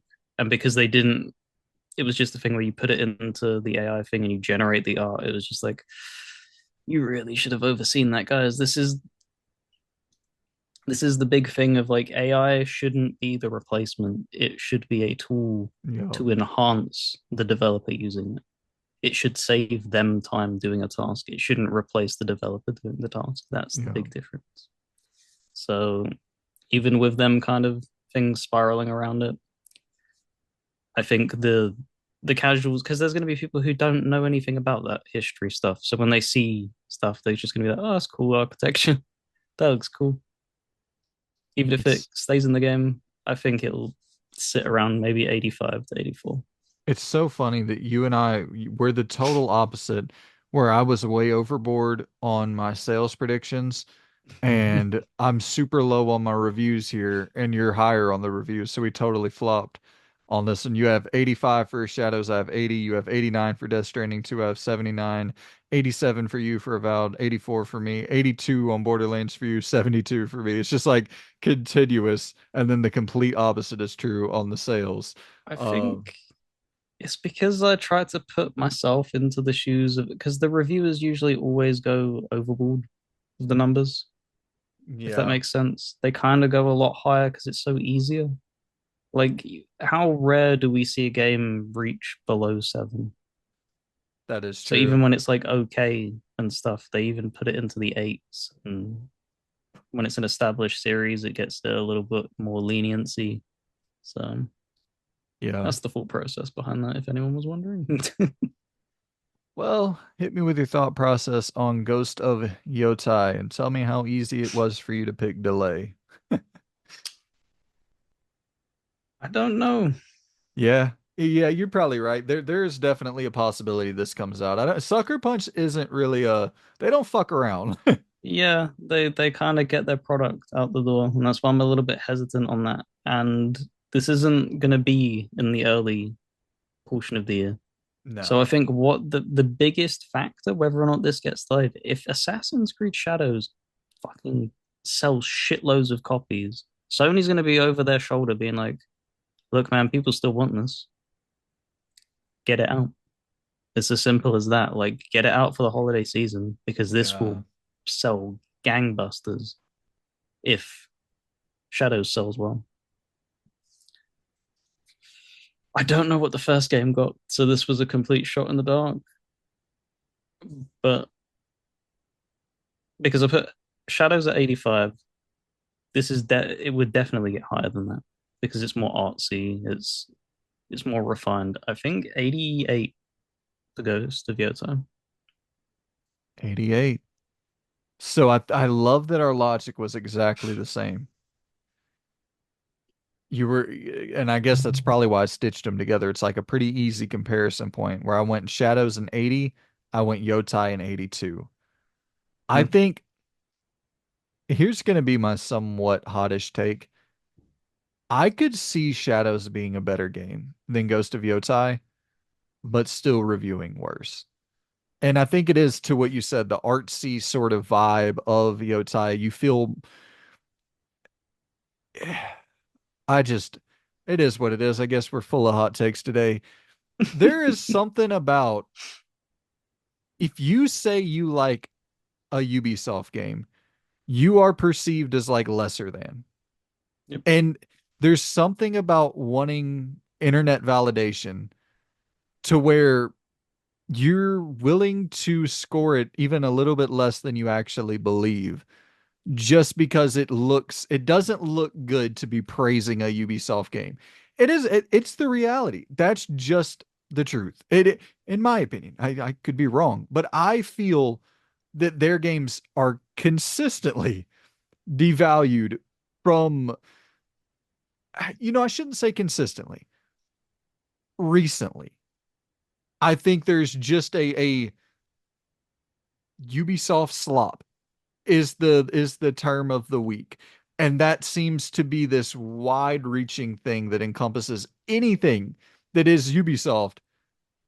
And it's like, yeah, but then you also have Prince of Persia over there. And it's you can't really lump that in with that. But then you look at Prince of Persia and it's like there's sure.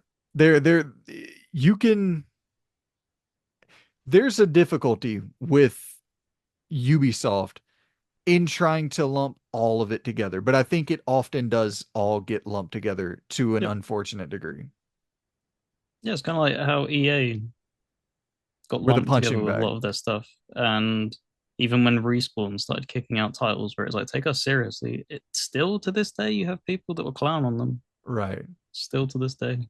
So, absolutely. Yeah. And I think that's the thing. There's so many different uh developers under big publisher labels like that. It's tough to lump them all together. But at the same time, like there is enough of the Ubisoft repetition to where Mm-hmm. it's like, come on guys, let's mix this up a little bit. Um Kingdom Come Deliverance 2. I'm really interested to see where you landed with this. I went 83. I hope it's higher. Did you go 83 as well? Damn. Wait, did we put the exact no, okay. I was thinking we put Oh, the same number shit. for the Metacritic or the Steam concurrent, but that wasn't for Kingdom Come. Oh, that would have been amazing if that was. Yeah. So we both got 83. I Are you thinking if it hits an 83, because what did the first one score?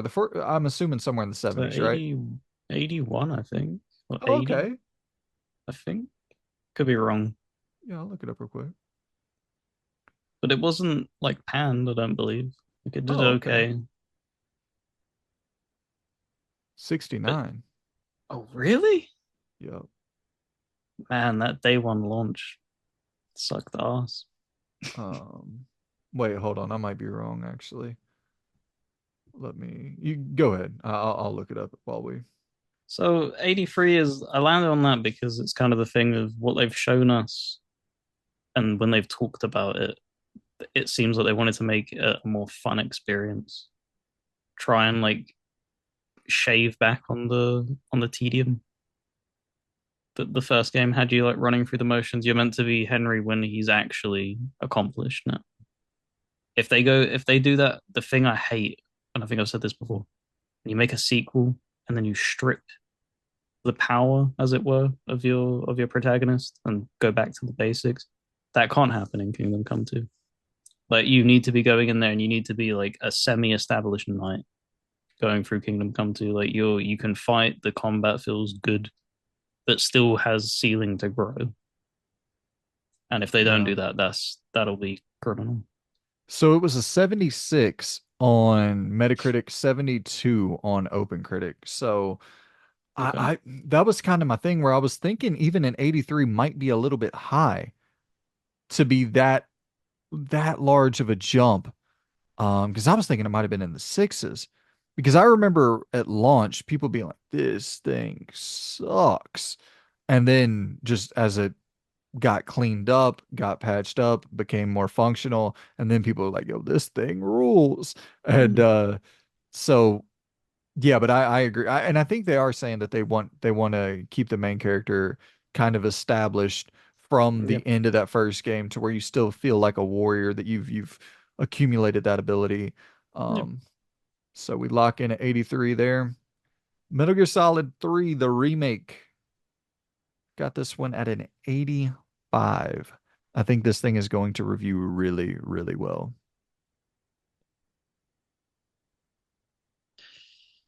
Yeah, I went a little bit higher. I think it's going to be the thing where, because it's a remake of a classic,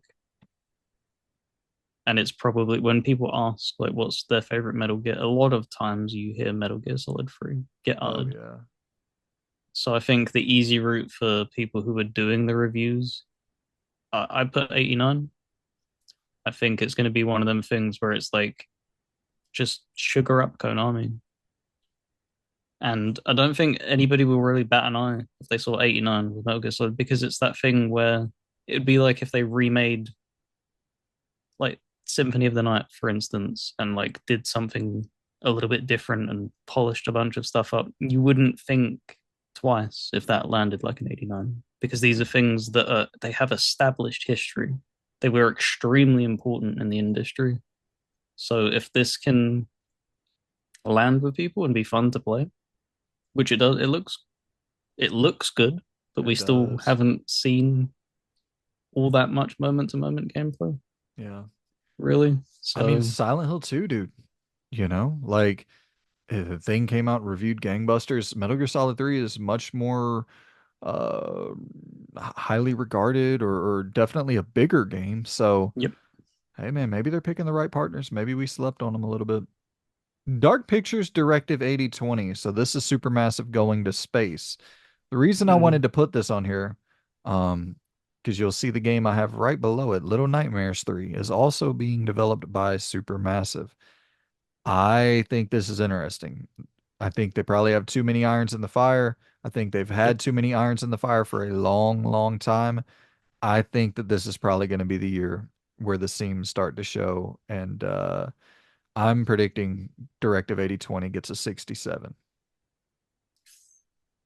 Yeah. I think this thing is going to bomb. Like, uh, it- I don't think it's a good sign where they have this and Little Nightmares 3 releasing in the same year. I know they probably have multiple studios under Supermassive or small, like a smaller team working on Little Nightmares 3 or a smaller team on 8020 or however they're working it out. But Yep.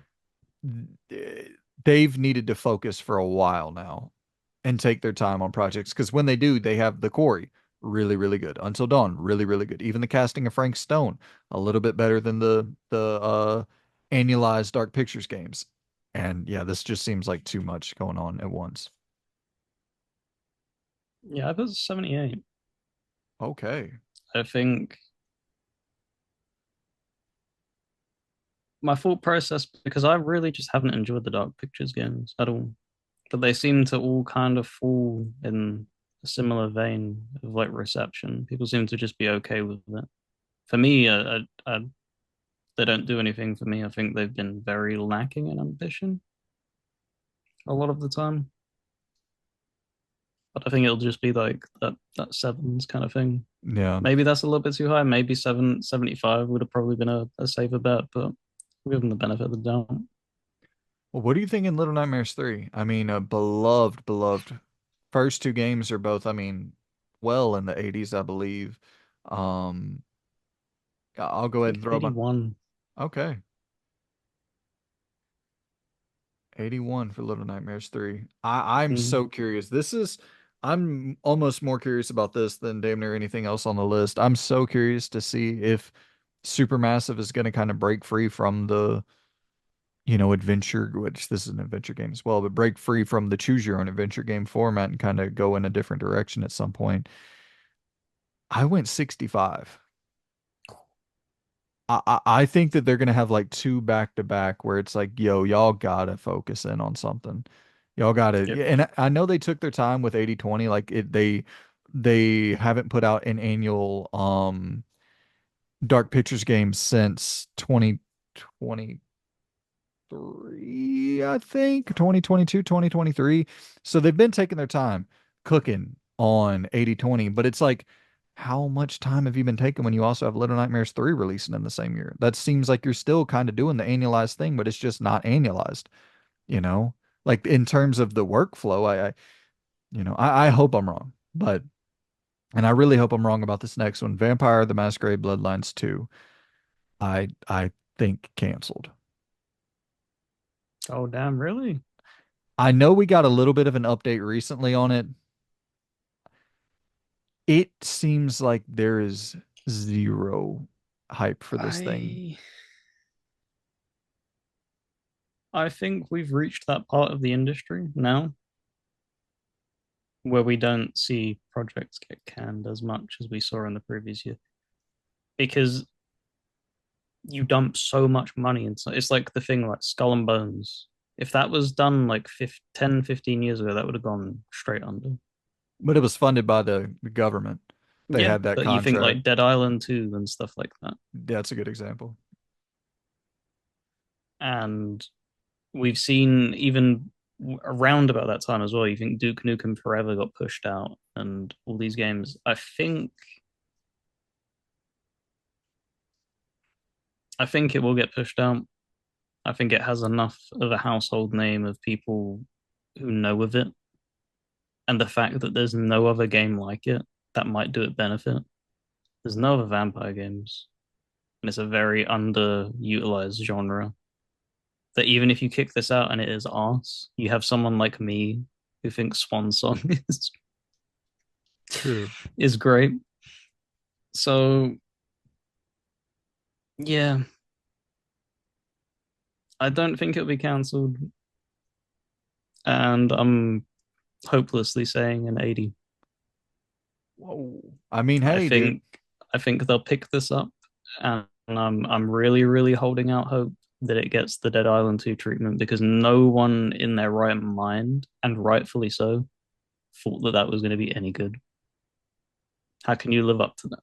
It's had like 100 different developers working on it. They don't even know what the hell's going on. The original developer cut ties with it very quickly and stuff like that. So I think this is it. That final dev that got hold of it, this is they'll put their own spin on it. They'll put their own sauce, and it'll get pushed out. If I got to throw a number out there, I'll go 62. I I mean, that's fun. The Chinese room, they do some good stuff. They make some solid games, Amnesia and Soma, and I think they did Still Wakes the Deep last year. But it's like, man, this is a task, and I don't think they're gonna really do much of anything with the choice and consequence. I could be wrong, but it's like, I would um, that's a task for that studio. Um, but I hope I'm wrong. I very much hope I'm wrong. It just has the feeling because, like with Dead Island 2, you saw the DNA of several devs that had touched it Yeah. in the game's design, and I think that if somebody's come in and done like even just a concept to how like the choice and consequences, it wouldn't be that hard to implement it. It's just weird. I'd love to. I think I've said this time and time again. I'd love to see behind the scenes stuff. Like I'd love to see things be documented as to like what was the thought process for the original Inception, and then you gave it to another dev, and what was going through their mind when they were given that product. Why did they give up on it? Why did they feel like it was an insurmountable task and would rather cut ties and go do something else, kind of thing? Yeah. Um, Dynasty Warriors, the new Dynasty Warriors game, Dynasty Warriors Origins, I believe. Yep.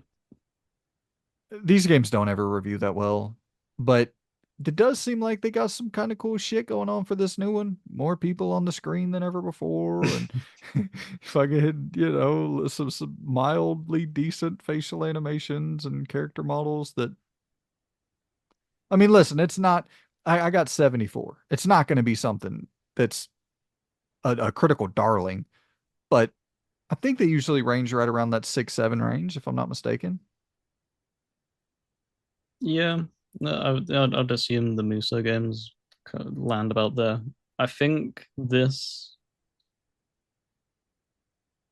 could be their turning point of almost being like a Monster Hunter World kind of thing. I don't think it'll break out that big of a number and that big like critically, but I think it'll be the highest rated like Muso game in a very, very long time. I went with 80. I think a lot of people are kind of it caught their eye, the fact that it looked good as well. Because we've had so many like Dynasty Warriors games where they go for a little bit more cartoonish art style and making it kind of look in like a similar vein to what's the name of them? The Neo devs and stuff and Wolong and stuff like that. Something a little bit more stylized, but kind of basing itself a little bit in reality. I think that's done it a lot of good. Mafia 4. So these games range very, very, Mm-hmm. very much range. This is one where you can't even really look back at the past games because it doesn't tell you much of a story. Mafia Yep. 3 was reviewed pretty low. Mafia 3 was also a totally different style of game than this one is. I think the best one to look back at is the Mafia 1 remake because I think that is Yep. pretty much going to be exactly this style of game. And that game is sitting at a whoops, fuck, fucking shit up over here. And that game is sitting at a oh, Smooth. okay, it's still not even that great. 78 for the Yeah. definitive edition, Mafia 1. That seems criminally low. That's what I noticed. And that kind of hurt. And that's why I was kind of thinking like, low concurrent players. And I think it's also going to have a low score. What did you end up going with? 79. Yeah, Lee, I man. don't know what it is about the Mafia games. They just don't get love. They don't review well. They don't seem to they sell copies because that's the thing. Like a lot of people know that it exists and they Yeah, played it and they enjoyed it, but they don't I don't understand. Like there's no crime sandbox out there other than GTA really. There's no Godfather like games. You're not seeing like Scarface and stuff like that. All of this is years ago in the past. There's no competition for it, and yet it just never seems to garner like the success that it should be getting. It's baffling. that's kind of fucking crazy, man. I went with an 87. And I was like thinking that, yeah, that should be about right. Damn, y'all are killing Mafia out there. But I'm gonna stick with it. 87. I should have looked that up, but I'll push it up. I'll go 80 because that feels a lot better. It feels right that it should be in the eights this game. I mean, hell, I don't know if the other ones are like to me. I mean, okay, so Mafia 2, 74, Mafia 3, 68. Like, I must be on a totally different planet than most people. I think those games are like solid 9 out of 10 range, 8 out of 10 range, easily, all of them. Anywho, all right, you got 80, I got 87. I went way high on that. Um, Pirate Yakuza. Turn-based games typically review better. So I'm factoring that in here. I went 83.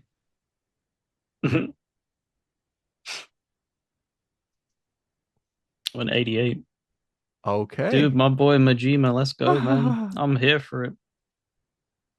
Because what did Infinite Wealth get? It was like 88, 89, 87 Yeah, it was up within there. that 3 point range.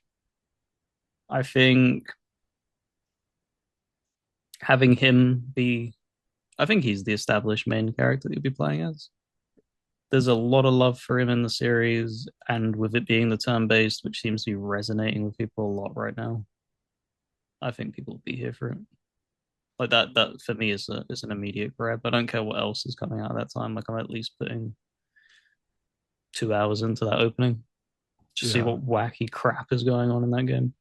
Oh yeah, I'm playing that day one as well. I don't care about catching up. I want to play that. All right. So those are the critical predictions for the big games, some of the big games of 2025. There are many, many more. Now let's dive into the announcement predictions. So we're going to be predicting if these games will be announced in 2025. Will a new Silent Hill game be announced in 2025?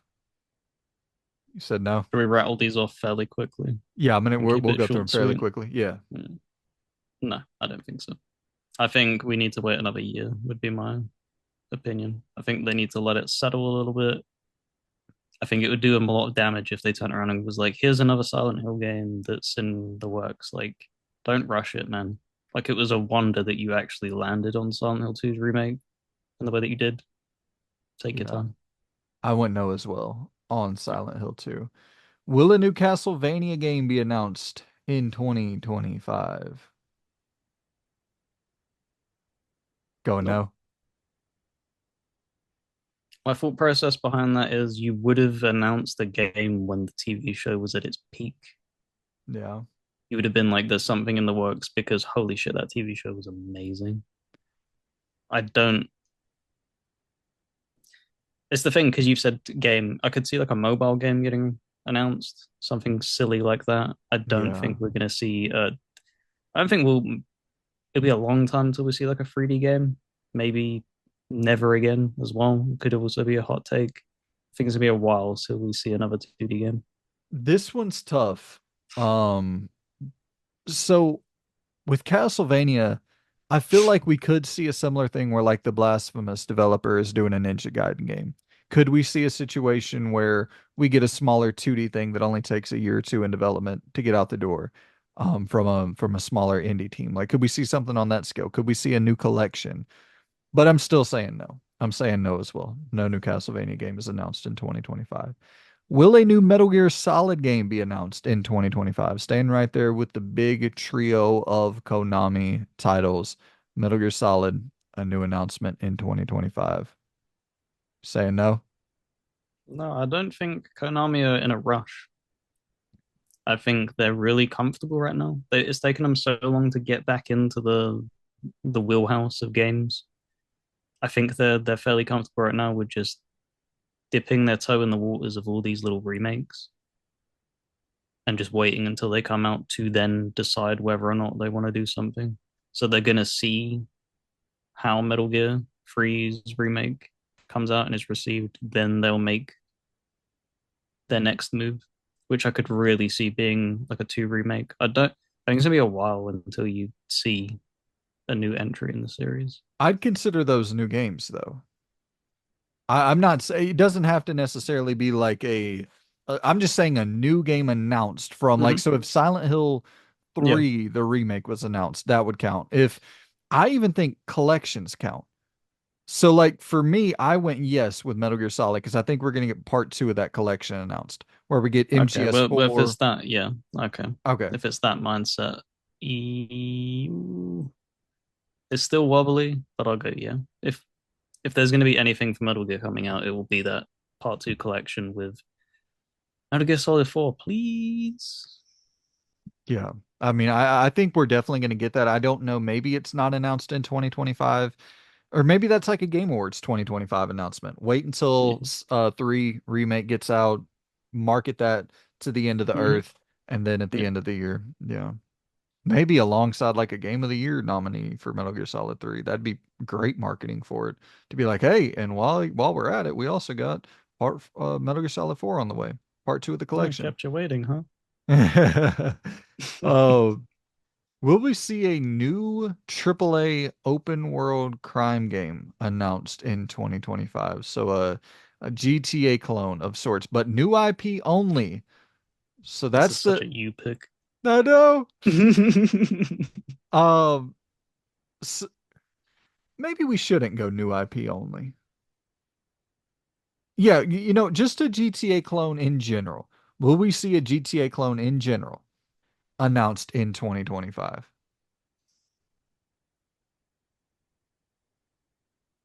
I'm being really cynical and I'm sorry. I don't think so. People are still it's crazy, isn't it? Like with It's how so successful crazy. gaming has become that nobody wants to touch it.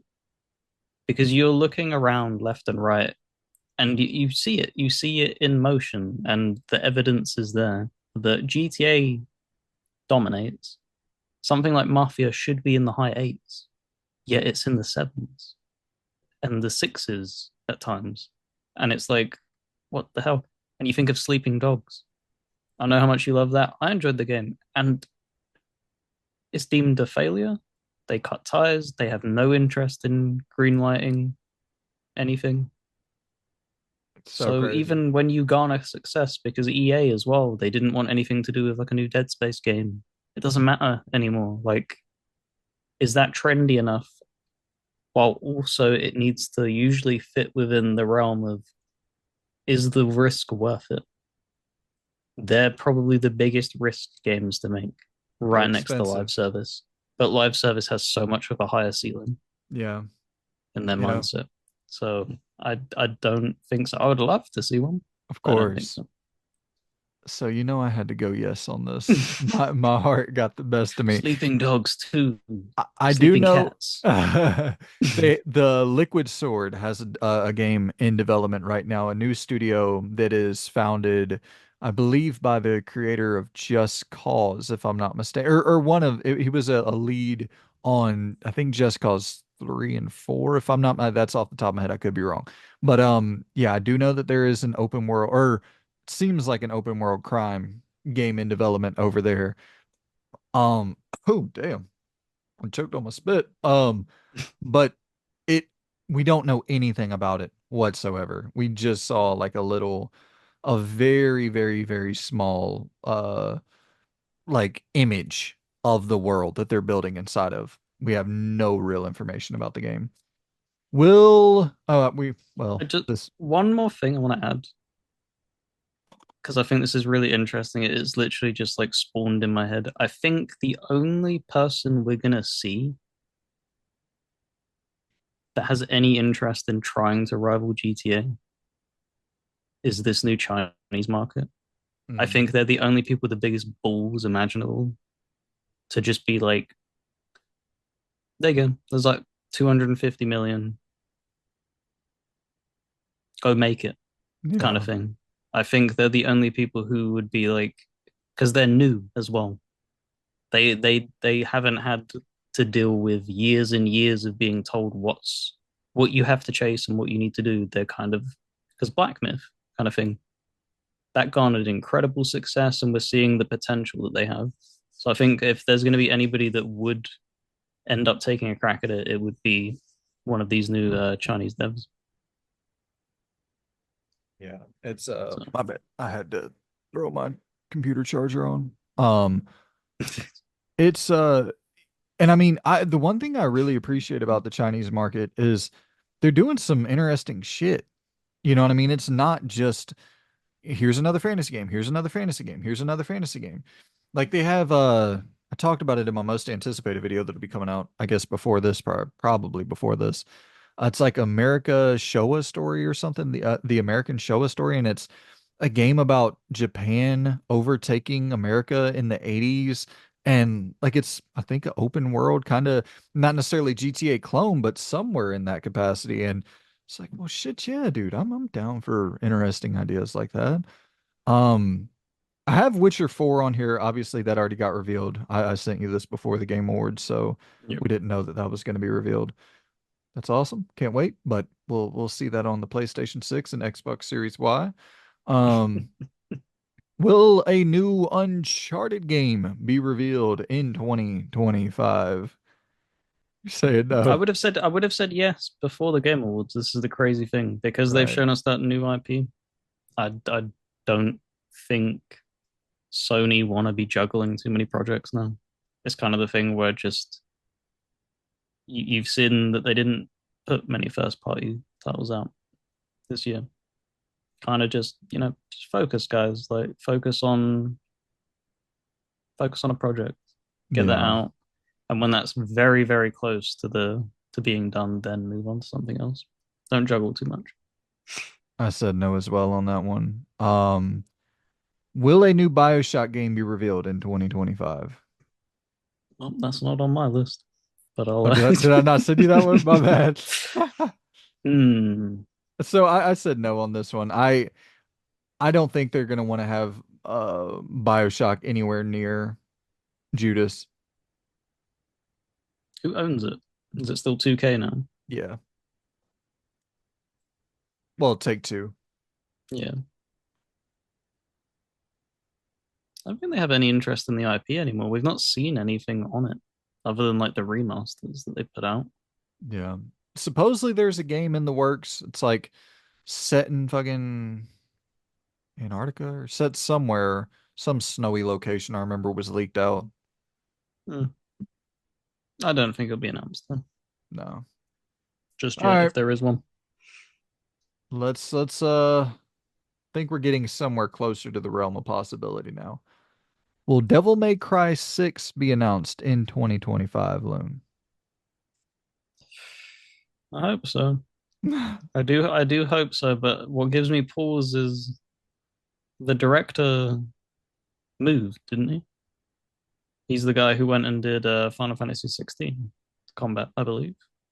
Yeah, but don't they have different directors for the different games for Devil May Cry? Or was he the sole director? I am not sure about that. I know they Okay. screwed up with two. I know that was like a completely different thing, but I don't Yeah. know. Does that mean he's working at Square now? Because if he's working at Square and he's been hired, that heavily hurts the chances of there being a Devil May Cry 6. That's why a lot of people are kind of a bit hesitant because it's like it's such a weird series, isn't it? Because it takes so long for games to come out in it, but it's always a popular, well-selling series. They've left it on like a kind of a cliffhanger kind of thing in Yeah. Devil May Cry 5. So I really do hope so. I don't know if anybody could do justice with like him gone though. I don't know what who his understudy kind of things were. So, but I'll stop being cynical. I'll say yeah. I'll take a crack at yes because I really do want Devil May Cry 6. I'm gonna go no on it as well. That's a lot of no's back to back to back. But well, this next one's not a no. Will Resident Evil 9 be announced? I'm going yes on that one, definitively, without a doubt. I do think Resident Evil 9 will be announced in 2025. What do you think? Yep, right there with you. That feels like a Okay. no-brainer. Will Resident Evil 0 or Code Veronica be announced in 2025? Saying yes. Yep. Yeah. I think it's been enough time now. They put out enough remakes and stuff. You've you've built up hype. So even people who don't know that these original titles existed, I think they'll still be interested in giving them a go. Yeah. So if you're gonna ever capitalize on it, don't wait until you're wobbling again, Capcom. Jesus Christ. It's only a matter of time. They always wobble with Resident Evil eventually. Like It's so true. strike while it's hot. Get these remakes done because these seem like surefire slam dunks if you can get it right. I'm actually in the same boat with you. Here's my prediction. I think Resident Evil 9 comes out summer. I think Resident Evil 0 or Code Veronica is revealed in the winter. Yep. Um, yeah, so I think we're closer than people expect on those games, but who knows? Will FromSoft announce their next game? Obviously, we just got Elden Ring Night Rain revealed at the Game Awards. Will we get a new big game revealed from FromSoft in 2025? No, I don't think so. They don't usually announce a game in the year that they release something. They usually give space and stuff. They usually give breathing room. Like W Tree's a little bit different because it was a DLC. would you say this is in a similar vein though? I do. I think that Yeah. I know a lot of people are kind of sick of hearing Elden Ring at this point, probably. I think I've drawn it. What's the name of it? Night Night Rain? something? Night Rain? I Yeah. think it's going to do huge numbers. I think they're going to want to give it as much breathing room as possible. And I think they'll just leave it there and maybe do something in the following year at like the Game Awards or something. that actually would have been a good one to put in the um concurrent player predictions because like I said, I jotted all this down before the Game Awards. What do you Yeah, think that'll peak at concurrent players was? Do you think that'll be like almost on Elden Ring numbers, like 500 plus thousand? 420. I'll go. I'll go 500K. Lock it in at a flat number. Um, will we see the next? Well, no. Hold up. Will we see gameplay of the new Tomb Raider game in 2025?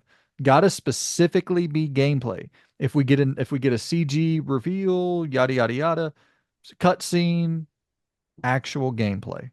Will we see actual gameplay in 2025? You going No, no? no. I think we'll see a cinematic, most likely. That's probably the most, yeah, I think that's probably the safest bet. I'm actually going to go yes, though. I think it's going to be revealed because I guess it's already been revealed, but it's going to be re-revealed with like a CG or cinematic cutscene into gameplay. I think it's going to be one of those things where as soon as it's announced, it's somewhat relatively quickly released after. Um, Okay. I don't know why my camera just went super blurry, but fuck it, it works. Um, will Eidos Montreal reveal their next game in 2025? So we know they're working on something. They people thought that we were getting a damn Deus Ex game. It looks like we were unfortunately not getting a Deus Ex game, which is so confusing to me. But that's Embracer doing Embracer things.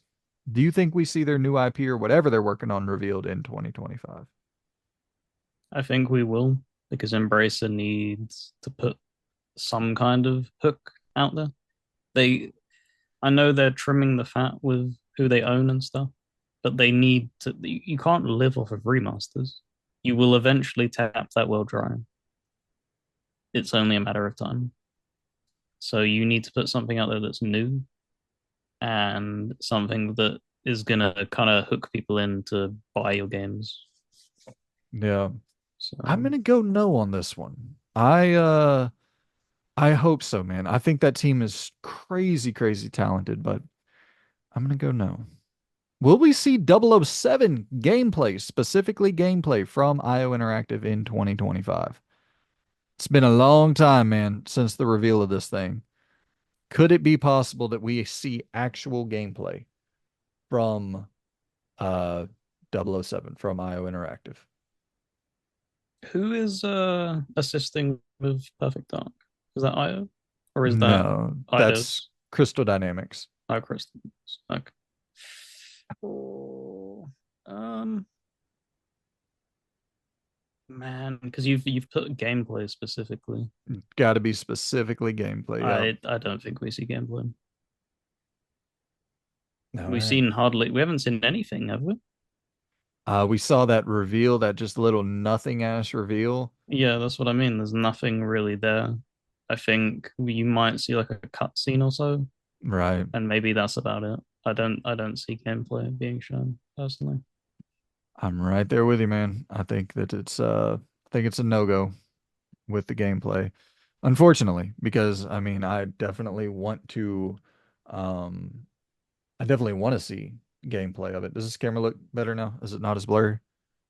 Yeah, that's fine. Okay. I definitely want to see gameplay. Like that's if I could see gameplay of anything right now, that might be the thing I'd pick. I'm so curious about what that thing's gonna look like. Um, First or third. third, gotta be right. I mean, that's IO's bread and butter. Have they ever made a first person game? Because even like Freedom Fighters back in the day, third person. I don't know if they've ever. It's just kind of bringing me back to the whole thing of like we thought you couldn't manage it with indie. True. Yeah. So Oh, don't I get don't me know. wrong. I've kind of reevaluated it and been like, I really did enjoy them 360 007 games that were in first person, and they told a compelling enough one story as it did the same thing indie did, where you go into them cutscenes and it shows Daniel Craig's perspective, like off out into third person and stuff. So Yeah, dude. I I think mean, first.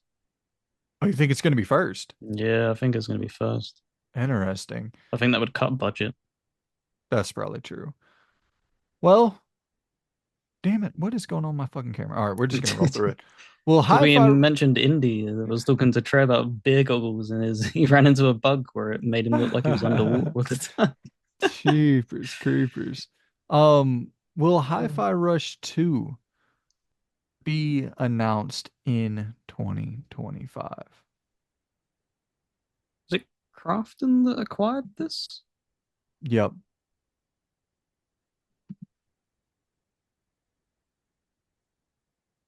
Don't know.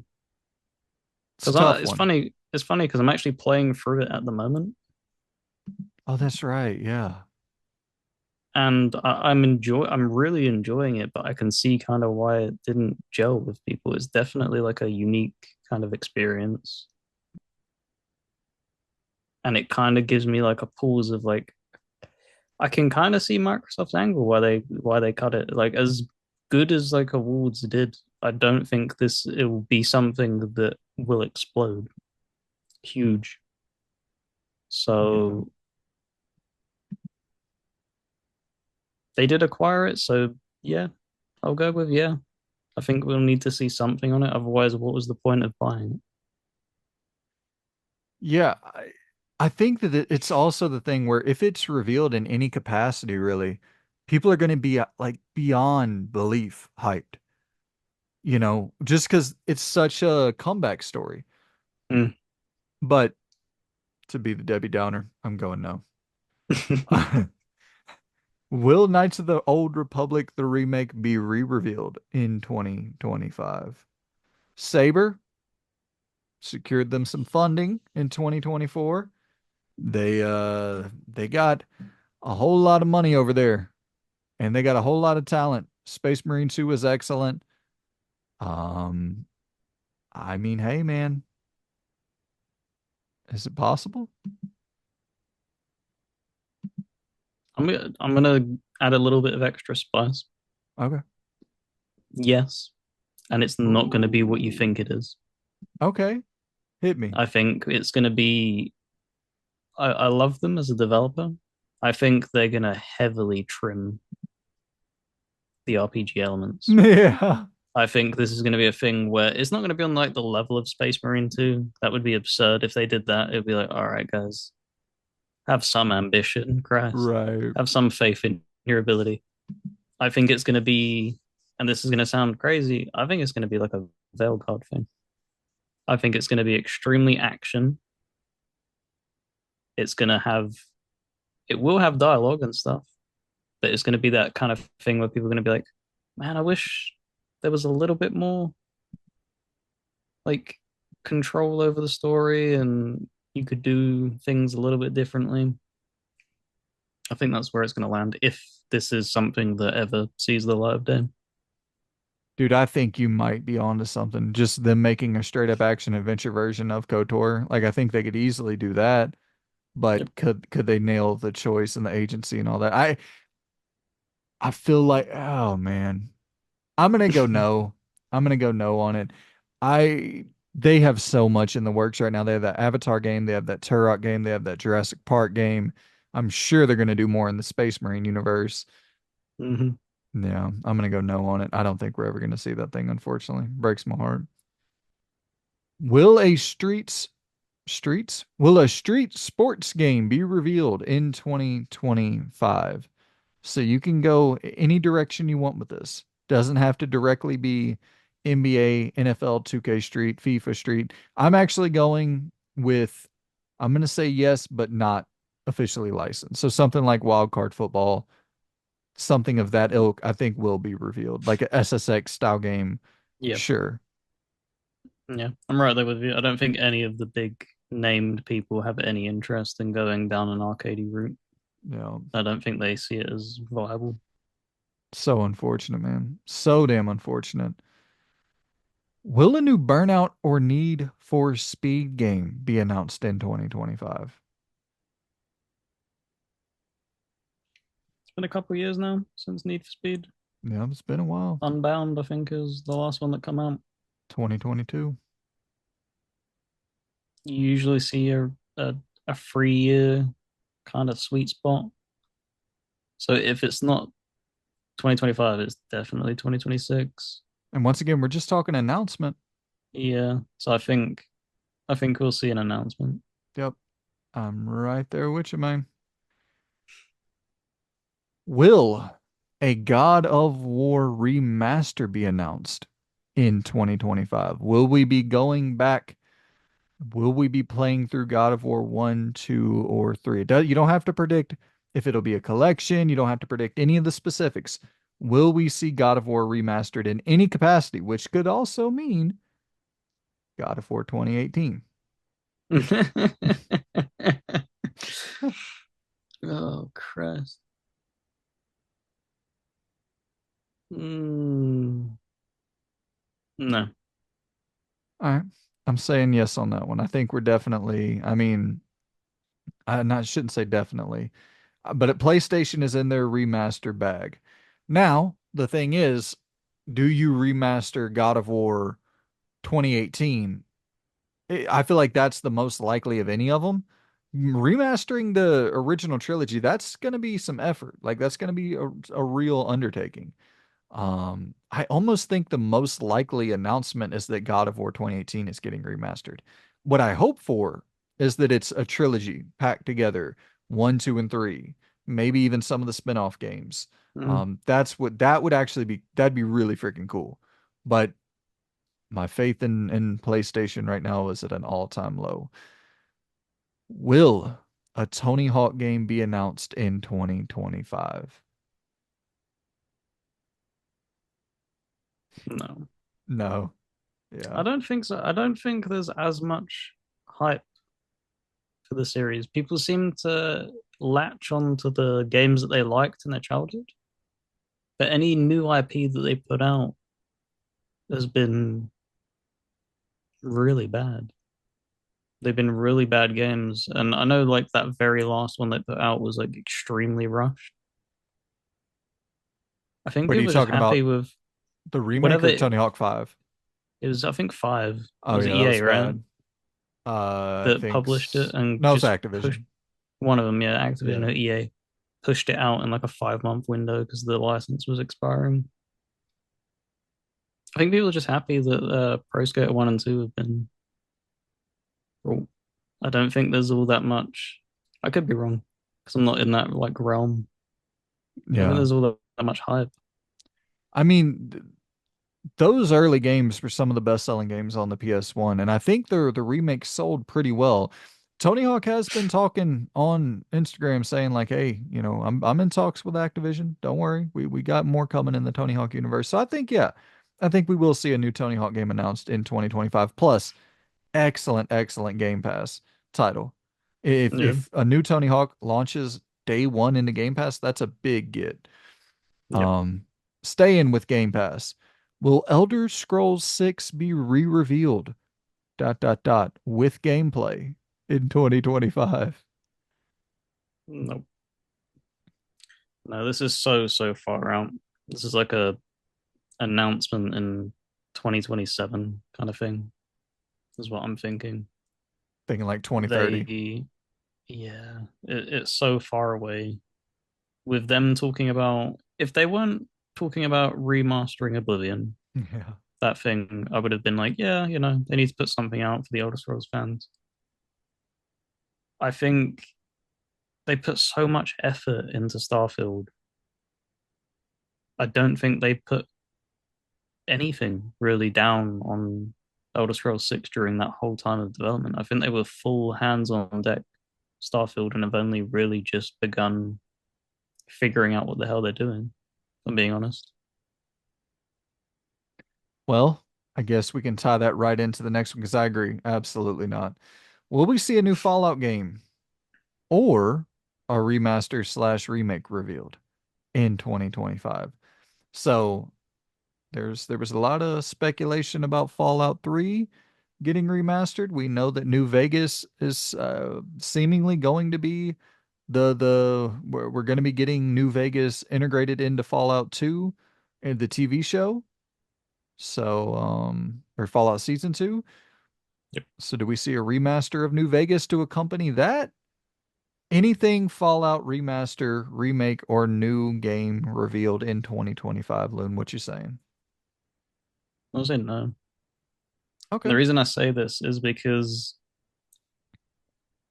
why wouldn't you have done this? I, I get, you have projects under works and stuff, but they could have easily contracted somebody to do a Fallout 3 remaster, remake kind of thing in preparation for that first season of the show. The thing that would make most sense is doing a remake remaster of New Vegas for Fallout Season 2. I don't think they'll have it done. I don't think it would make no sense to announce that when season two. This is something that you should be dropping alongside season two. Yeah. Announcing it doesn't do you any good because you'll be moving to other areas. You're not going to stay in New Vegas. You're going to continue doing your story wherever it leads. So I don't think. I'm actually gonna say yeah. I think we get a remaster. I'm gonna say we get a remaster of Fallout 3 because that was the thing that was leaked a while back. I would have a hard time imagining that was just like totally scrapped.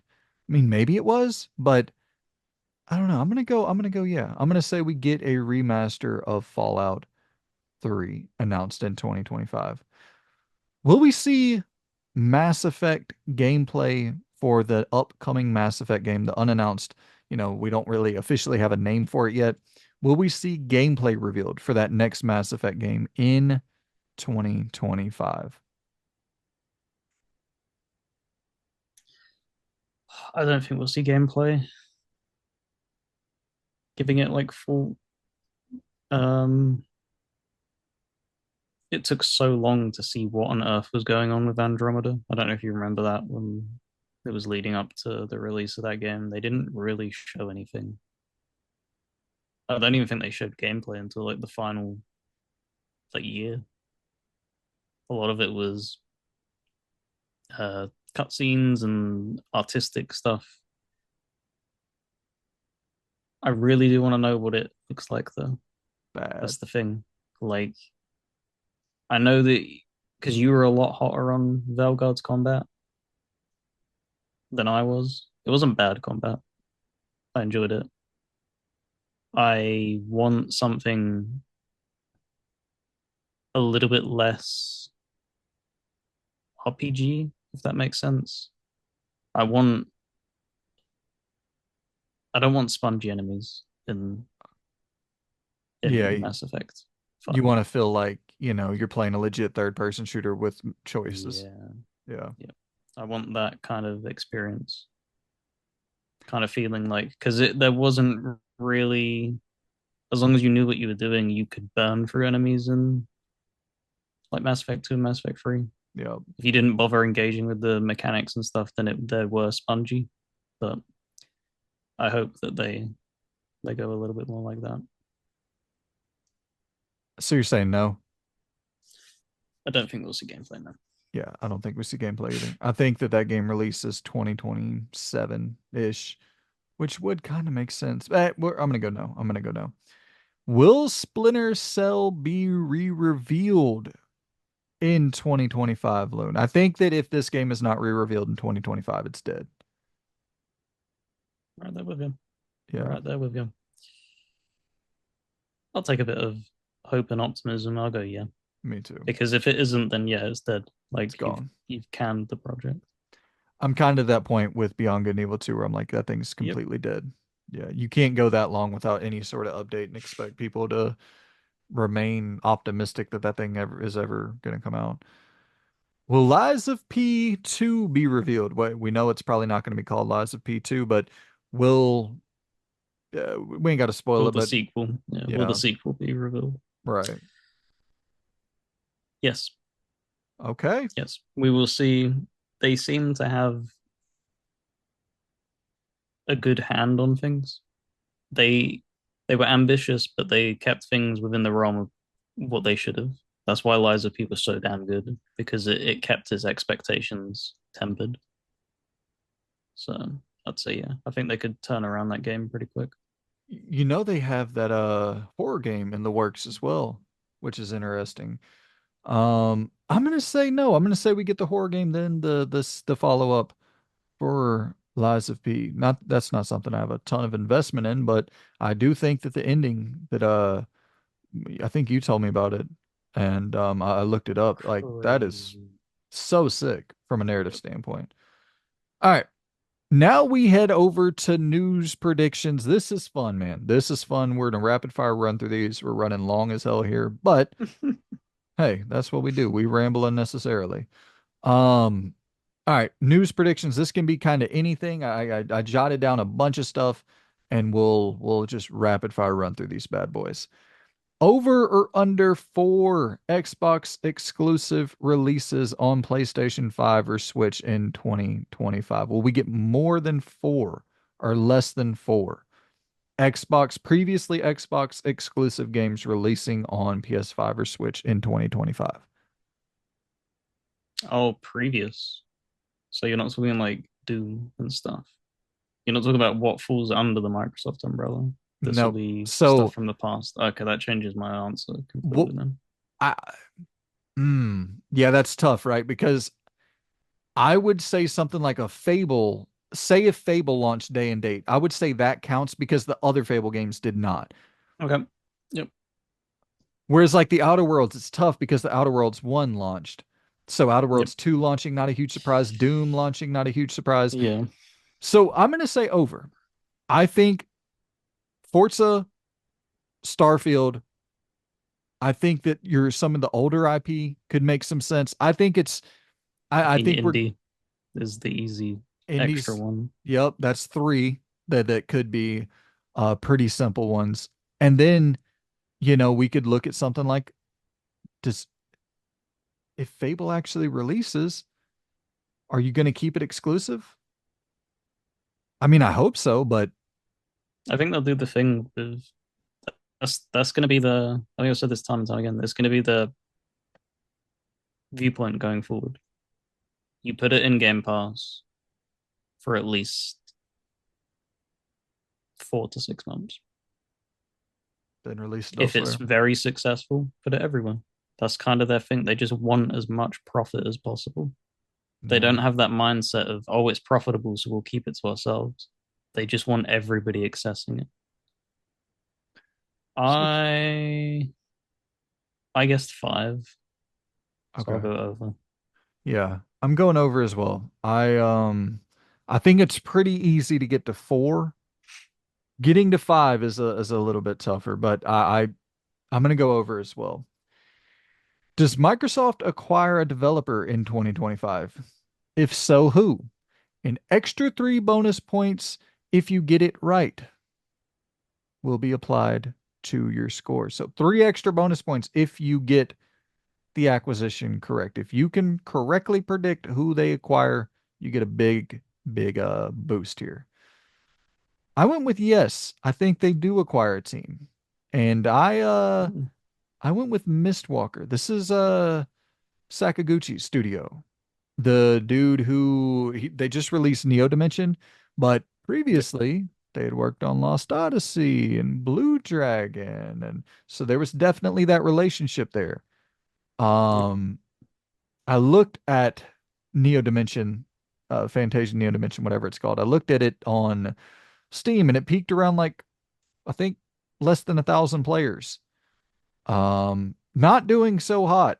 It would probably make sense if you were still looking to grab a Japanese studio, if you still want to get into that market. This is probably a good target. You have a great, or I shouldn't say great, but you have a history with that studio. Yep. They've made great exclusive games for you in the past. You know, they're kind of, I shouldn't say struggling, but No, maybe they are struggling. struggling. He Yeah. he is struggling. He's that's the thing. It was they scooped him up. Not they didn't buy them, but they saved him from his fall from grace from Square Enix. He departed, and then they did the Lost Odyssey thing, and they kind of gave him that parachute because that would have been catastrophic. Him going fully independent and trying to do something on his own. That's a really good like fault. I don't think they're going to acquire anybody though. And the counter to the fault process, because that's a really good line of thinking. I think they have such a good relationship with Sega in the same way that Sony has with Square Enix. You don't need to buy anybody because you've become pally pally with Sega to the point where they're happily putting games in Game Pass for you. Right. You're not having to fight tooth and nail. There, Yeah. you clearly have a strong partnership with them. That I don't think they need to acquire anybody else. I think they're done. My wonder is like, is it in their benefit to maybe acquire smaller studios for exclusives?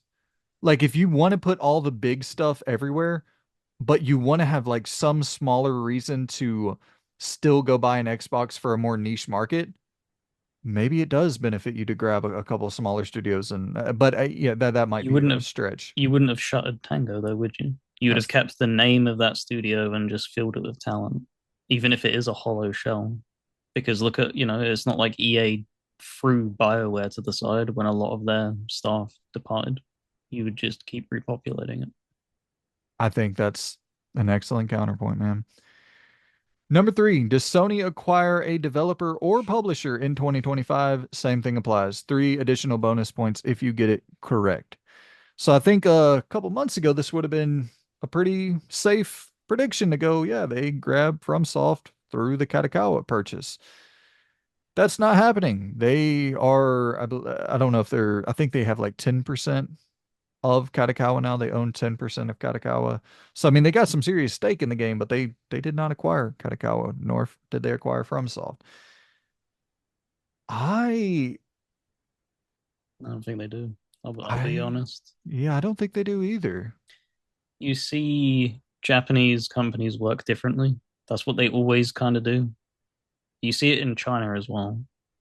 They're obviously different countries, but the way they usually handle it is what they're doing right now. They wouldn't outright buy Katakawa. You just buy a percentage so that you have a voice inside of that company. You have the ability to dictate what happens.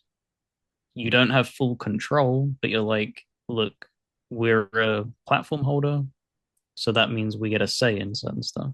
And I Yeah. think that does it so much more benefit because it's the smarter way of doing it, in all honesty. Um, because it doesn't really hurt them as much. You see what damage Bungie has done to Sony alone. Yes. Purchasing that was an American made kind of thought process of, all right, we need a live service thing going on. Let's go buy a live service developer. Completely blew up in their face. If they would have just Absolutely. purchased 10% of Bungie, that wouldn't have been anywhere near as catastrophic. Catastrophic. That is Yep. so true, man. So true. All right, so we're both going no on that one. Um, Yep. all right, so we just closed off with the Sony talk. Let's move on to Ubisoft. Does Ubisoft get acquired or go independent in 2025? Yep. I think they do. I think Tencent will grab them Yeah. pretty easy. Can kind of see that from a mile away. They seem to be presenting themselves as easy of a acquisition as possible. I don't think they'll be bought outright. I think it'll be kind of similar to the Sony thing where Tencent come in and buy a massive chunk Yeah. percentage. Agree 100%.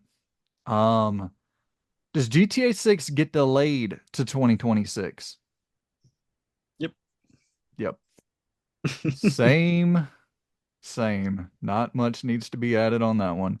Do we see a new IP from Nintendo in 2025? So no Mario, no Zelda, no Metroid, no Donkey Kong, a new Nintendo IP. I don't think so. No, I don't I either. don't think they'll go down that route. I think Splatoon didn't do all that much for them. Yeah. Just trying to break out and trying to carve a new corner for Nintendo. I think they'll just keep playing it safe and sticking to what they know works. I'd love to see something in the vein of an Astral Chain or something in the vein of an Eternal Darkness, but I'm not really holding my breath whatsoever. Does Switch 2 have trophy slash achievement support? You think it does? I think it does, and I even wrote down um, to kind of differentiate themselves. They'll do something thematic to Nintendo. they'll call them like stars or Mm, something, or medals or something along them lines to try and tie into like their collectathon roots. yeah. So I think they will have an achievement system. It'd be very weird for them to still to this day shun that. We're right on par. I agree 100%. I think they're going to have achievements for the Switch too as well. I don't, like you said, I have no idea what they're going to look like, but I do think they'll have something resembling an achievement system for the next Switch. Will PlayStation have an actual showcase in 2025, not a state of play? I think they have to. I don't think that's whether or not it will. It is kind of a must. The pro is out there in the wild. You need to utilize that and just get as much coverage on stuff that is coming to your system as possible. Look at the wonders it did for Xbox, like doing some good showcases this year. Yeah, They've garnered a lot of positivity. I think they're not. I think we're going to go another year, no showcase. It's going to be a heartbreaker, but yeah. Ouch. Will a new Final Fantasy game come to Xbox in 2025? Nope. Not even Nope. 16? I don't even think 16. I That would be so killer if they got that for like Tokyo Game Show 2025. I don't think we're going to see anything because they've done all the classic ones. I don't see them doing like any spin-offs. Really, they've done all the good spin-offs that have current releases. We're not going to see anything until Part 3 drops. Yeah. I could see Part 3 dropping whenever that drops on PlayStation, and when Part 3 drops, then you would see 16 drop because they're not going to want to drop Part 1 as Part 3 drops for Xbox. I don't think that would make much sense. They'd probably I wait. I think Final Fantasy 16 comes to Xbox this year. And I think that kind of I makes hope sense so. where part 3 of Remake will be out 2027-ish. So this comes out 2025, nothing for 2026, and then maybe the whole collection in 2027, 2028. I don't think it's too out of the realm of possibility. Mhm. Does Sony close a first party studio in 2025? Does a Sony owned studio get shut down in 2025? No. Say no. We're gonna see trim. We're gonna see trimming. I don't think we're gonna see any studios close their doors though. If Fair Games comes out in 2025, I could see them getting shut down in 2025. I could see it being exactly just a rinse and repeat of Concord. You know, they bought the studio specifically for one thing. If that one thing is not delivered, then you know, That's fair. yeah. Does Microsoft close a first party studio in 2025? I don't think so. No. I think they did all their closing already. I think everybody that is under their umbrella now has a role to play, and I think they've figured it out. I think they've got the perfect amount of things in the oven now. They have the perfect amount of developers. They have loads of them. Don't get me wrong, but that's what you need when you have a Game Pass service. You have all these things, and we're starting to see them release the games now, and that's what you want. You want that will to finally be in motion, and this will can never stop now. You need to make sure that you have at least every single year moving forward two releases coming into Game Pass from your own studios, and that is it. Yeah, No agreed. stalling. How many? I once again also agree. Microsoft, Xbox won't close a first party studio. How many single player first party exclusive games does PlayStation release in 2025? Two. Two? What are Yep. you I think predicting? Ghost of Yotei will be one, and then the other one will be a smaller Surprise. one that we don't know anything about yet. Yeah, that makes a lot of sense. I'm saying one, and it's not going to be Ghost of Yotei. I It's think fun. Ghost of Yotei gets pushed, but I think what you said, the second part, I think is what we see as the exclusive. Something from a smaller, Astrobot 2. right? Something on that scale, maybe even a little bit smaller. Do you think it could be a Um, VR game, or do you think they've completely dusted with yeah, it? they're done with VR. I think completely done. Um, all right, so we're at our final prediction here for the news category. What will the 6 games nominated for Keeley's Game Awards be for Game of the Year in 2025? Do you want me to rattle mine off first? Yeah, hit me with your 6. GTA 6. I have to put it there because if it releases, it's that kind of thing, and I'll take the risk. So GTA 6, Ghost of Yotei, Monster Hunter, Avowed, Hmm. Death Stranding 2,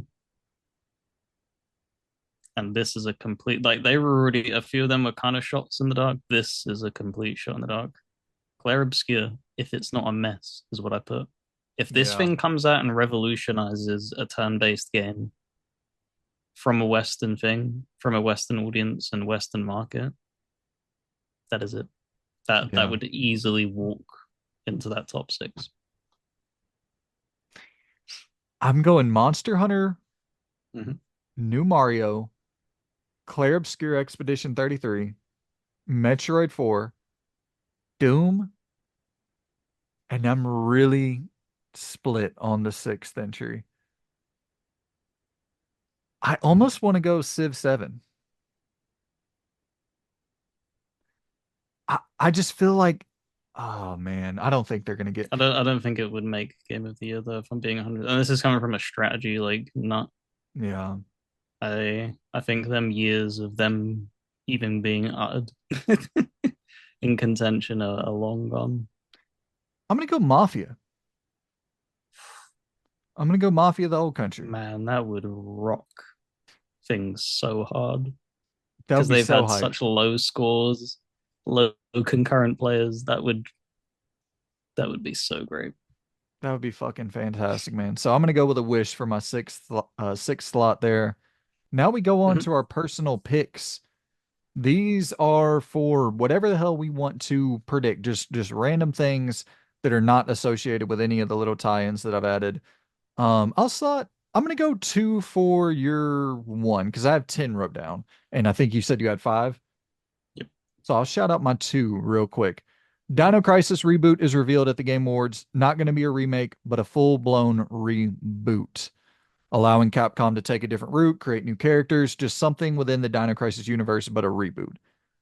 And a WWE RPG. I've predicted this every single year. Might as well predict it again here.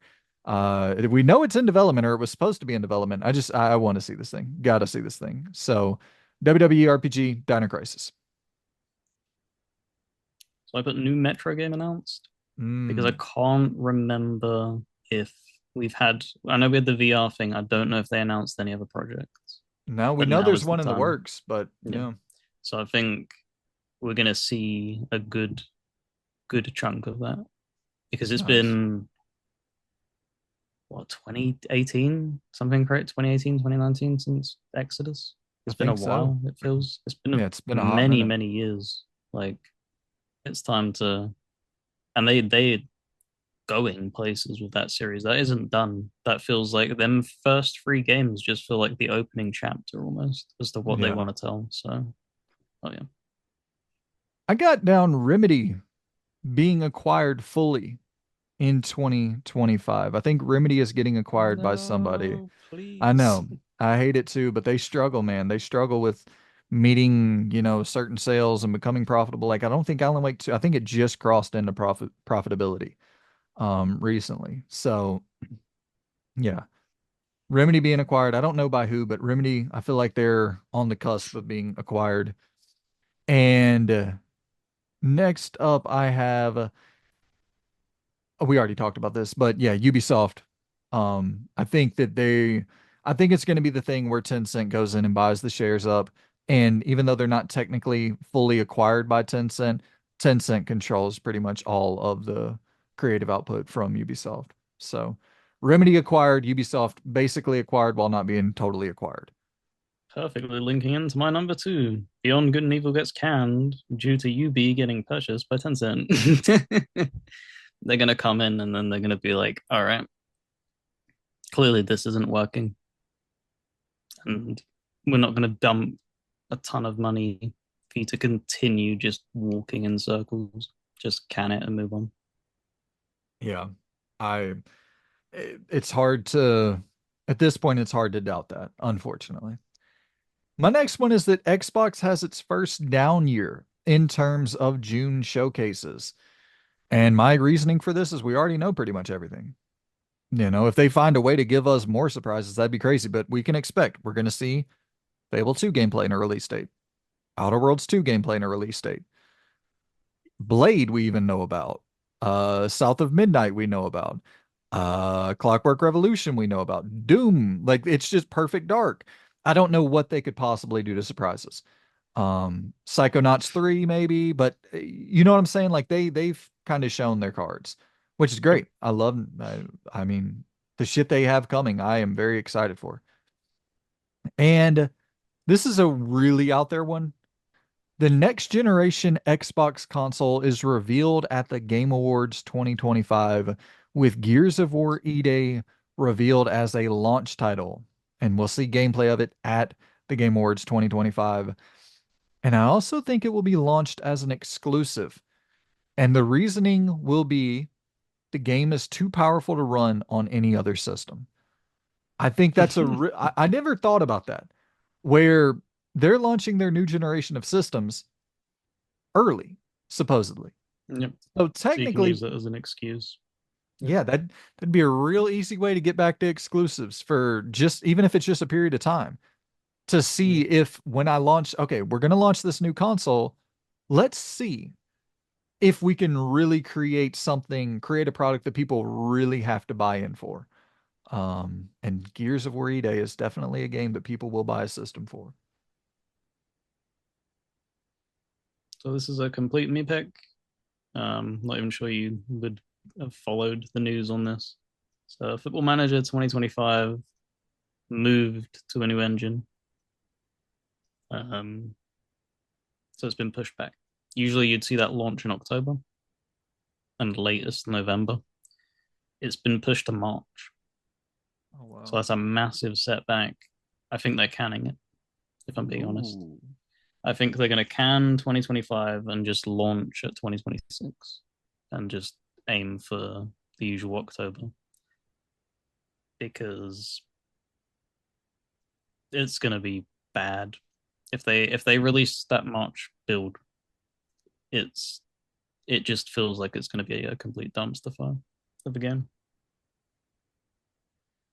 My next one is the Intergalactic The Heretic Prophet is not seen again in 2025. Not one time.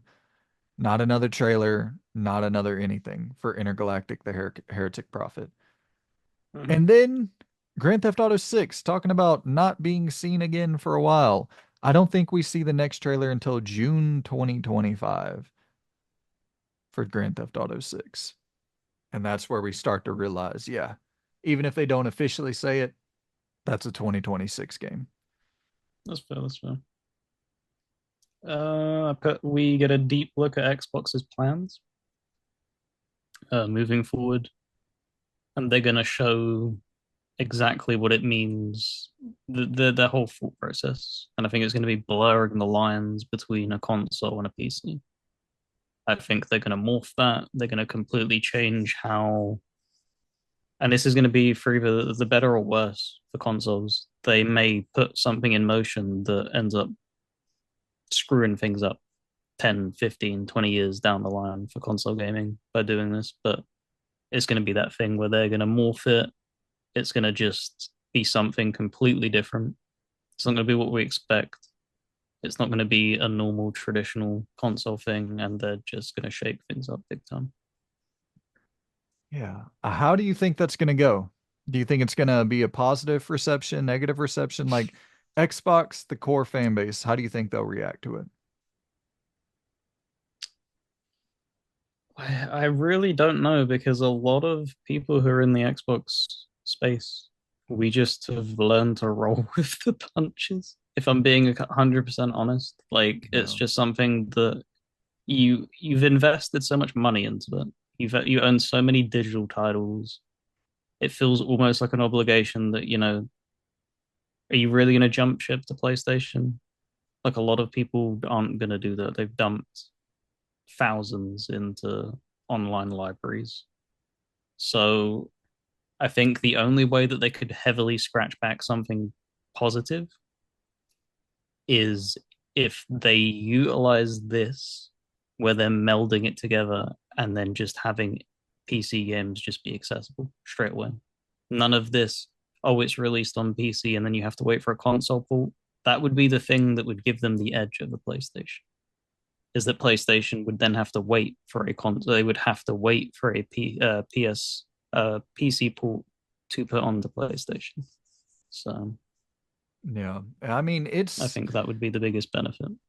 well, I'm sure we'll get into that more next year because I assume they'll fully announce their plans next year. I'm gonna for the second year in a row, college football will be the best selling game of the year. It was the best selling game in 2025. It'll be the best selling game in 2026. As long as Grand Theft Auto, or it was the best selling game in 2024, it'll be the best selling game in 2025.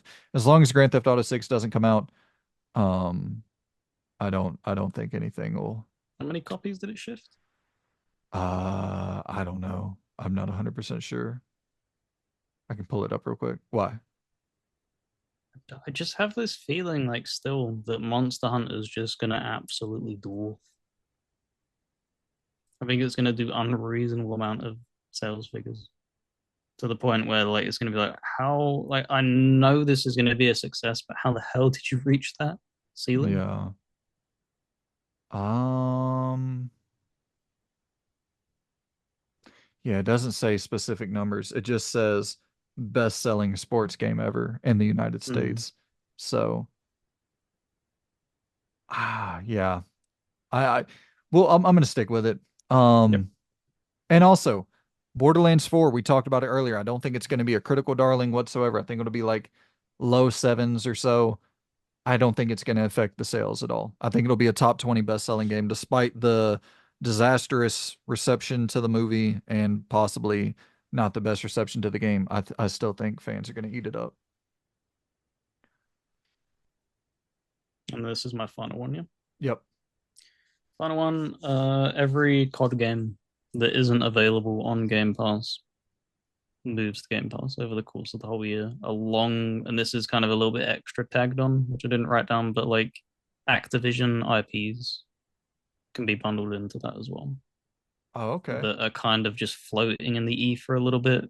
Just pluck them out, put them onto Game Pass just to bolster that numbers. And it's kind of giving that a little bit of thought because I think they've redone some of the PC releases for Call of Duty and given them like achievement support. If Yeah. I'm not mistaken, that gives me even more like compelling evidence as to why it's going to be a bridged thing as Yeah. well. Back to that previous point of like they're doing something, man. That you wouldn't do that otherwise. You have no reason to add achievement support otherwise. Yeah. So They're cooking up something, no doubt about it. Are you saying you think every Activision IP will go to Game Pass? I don't think everyone Okay. because it'll be hard to get Yeah. some of them licenses, but I don't know some of them that are kind of just floating. I could see maybe a couple of the Transformers games, Yeah. some of the higher, Ultimate highly Alliance 1 and beloved 2. ones, yeah, and stuff Yeah. like that. Well, guys, that is it. That is our 2025 video game predictions extravaganza. And that was a whole lot of predicting video games. This is going to be a beast of a thing to edit, but it'll be up and ready for you sometime early January. So we hope you good people enjoy. Hit us in the comments down below with your 2025 video game predictions, industry wide, news wide, announcements, best games of 2025. Hit us with all that stuff down in the comments below. I want to see the full list of your predictions for 2025 and beyond potentially for the games you think will be announced in 2025 but come out in later years. So, Loon, I appreciate you for joining me, man. I know this was a beast of a video, but I appreciate you as always for joining me, brother. Yeah, look forward to the new year where we'll be upgrading equipment and we'll try and do different things as well on the horizons. Absolutely. Yeah, we're gonna try to do some live reactions to some Summer Game Fest, Game Awards style stuff. So we My biggest prediction for that is it's totally not going to go wrong. that's the thing. We'll run some tests on it, make sure it's decent. And if it's not decent, then hey, you know, we tried. We tried our damnedest, man. But yeah, man, always appreciate your dedication to getting out the content to the good people. And I know it's a lot of damn work, but I do appreciate you, Loon. I'd love to be. All right, guys. Well, I shall see you good people very soon. And take it easy, guys. We will see you. I'm so backlogged with the amount of shit I gotta upload. There's I so have no much idea. stuff. Yeah, Probably January. this Probably will come out in January. January. Yeah, Yeah. so well, something else will come out. Subscribe if you like this shit and share it. I don't care. Do something. We appreciate you. Like it, all that. We shall see good people very soon. Goodbye. See you later.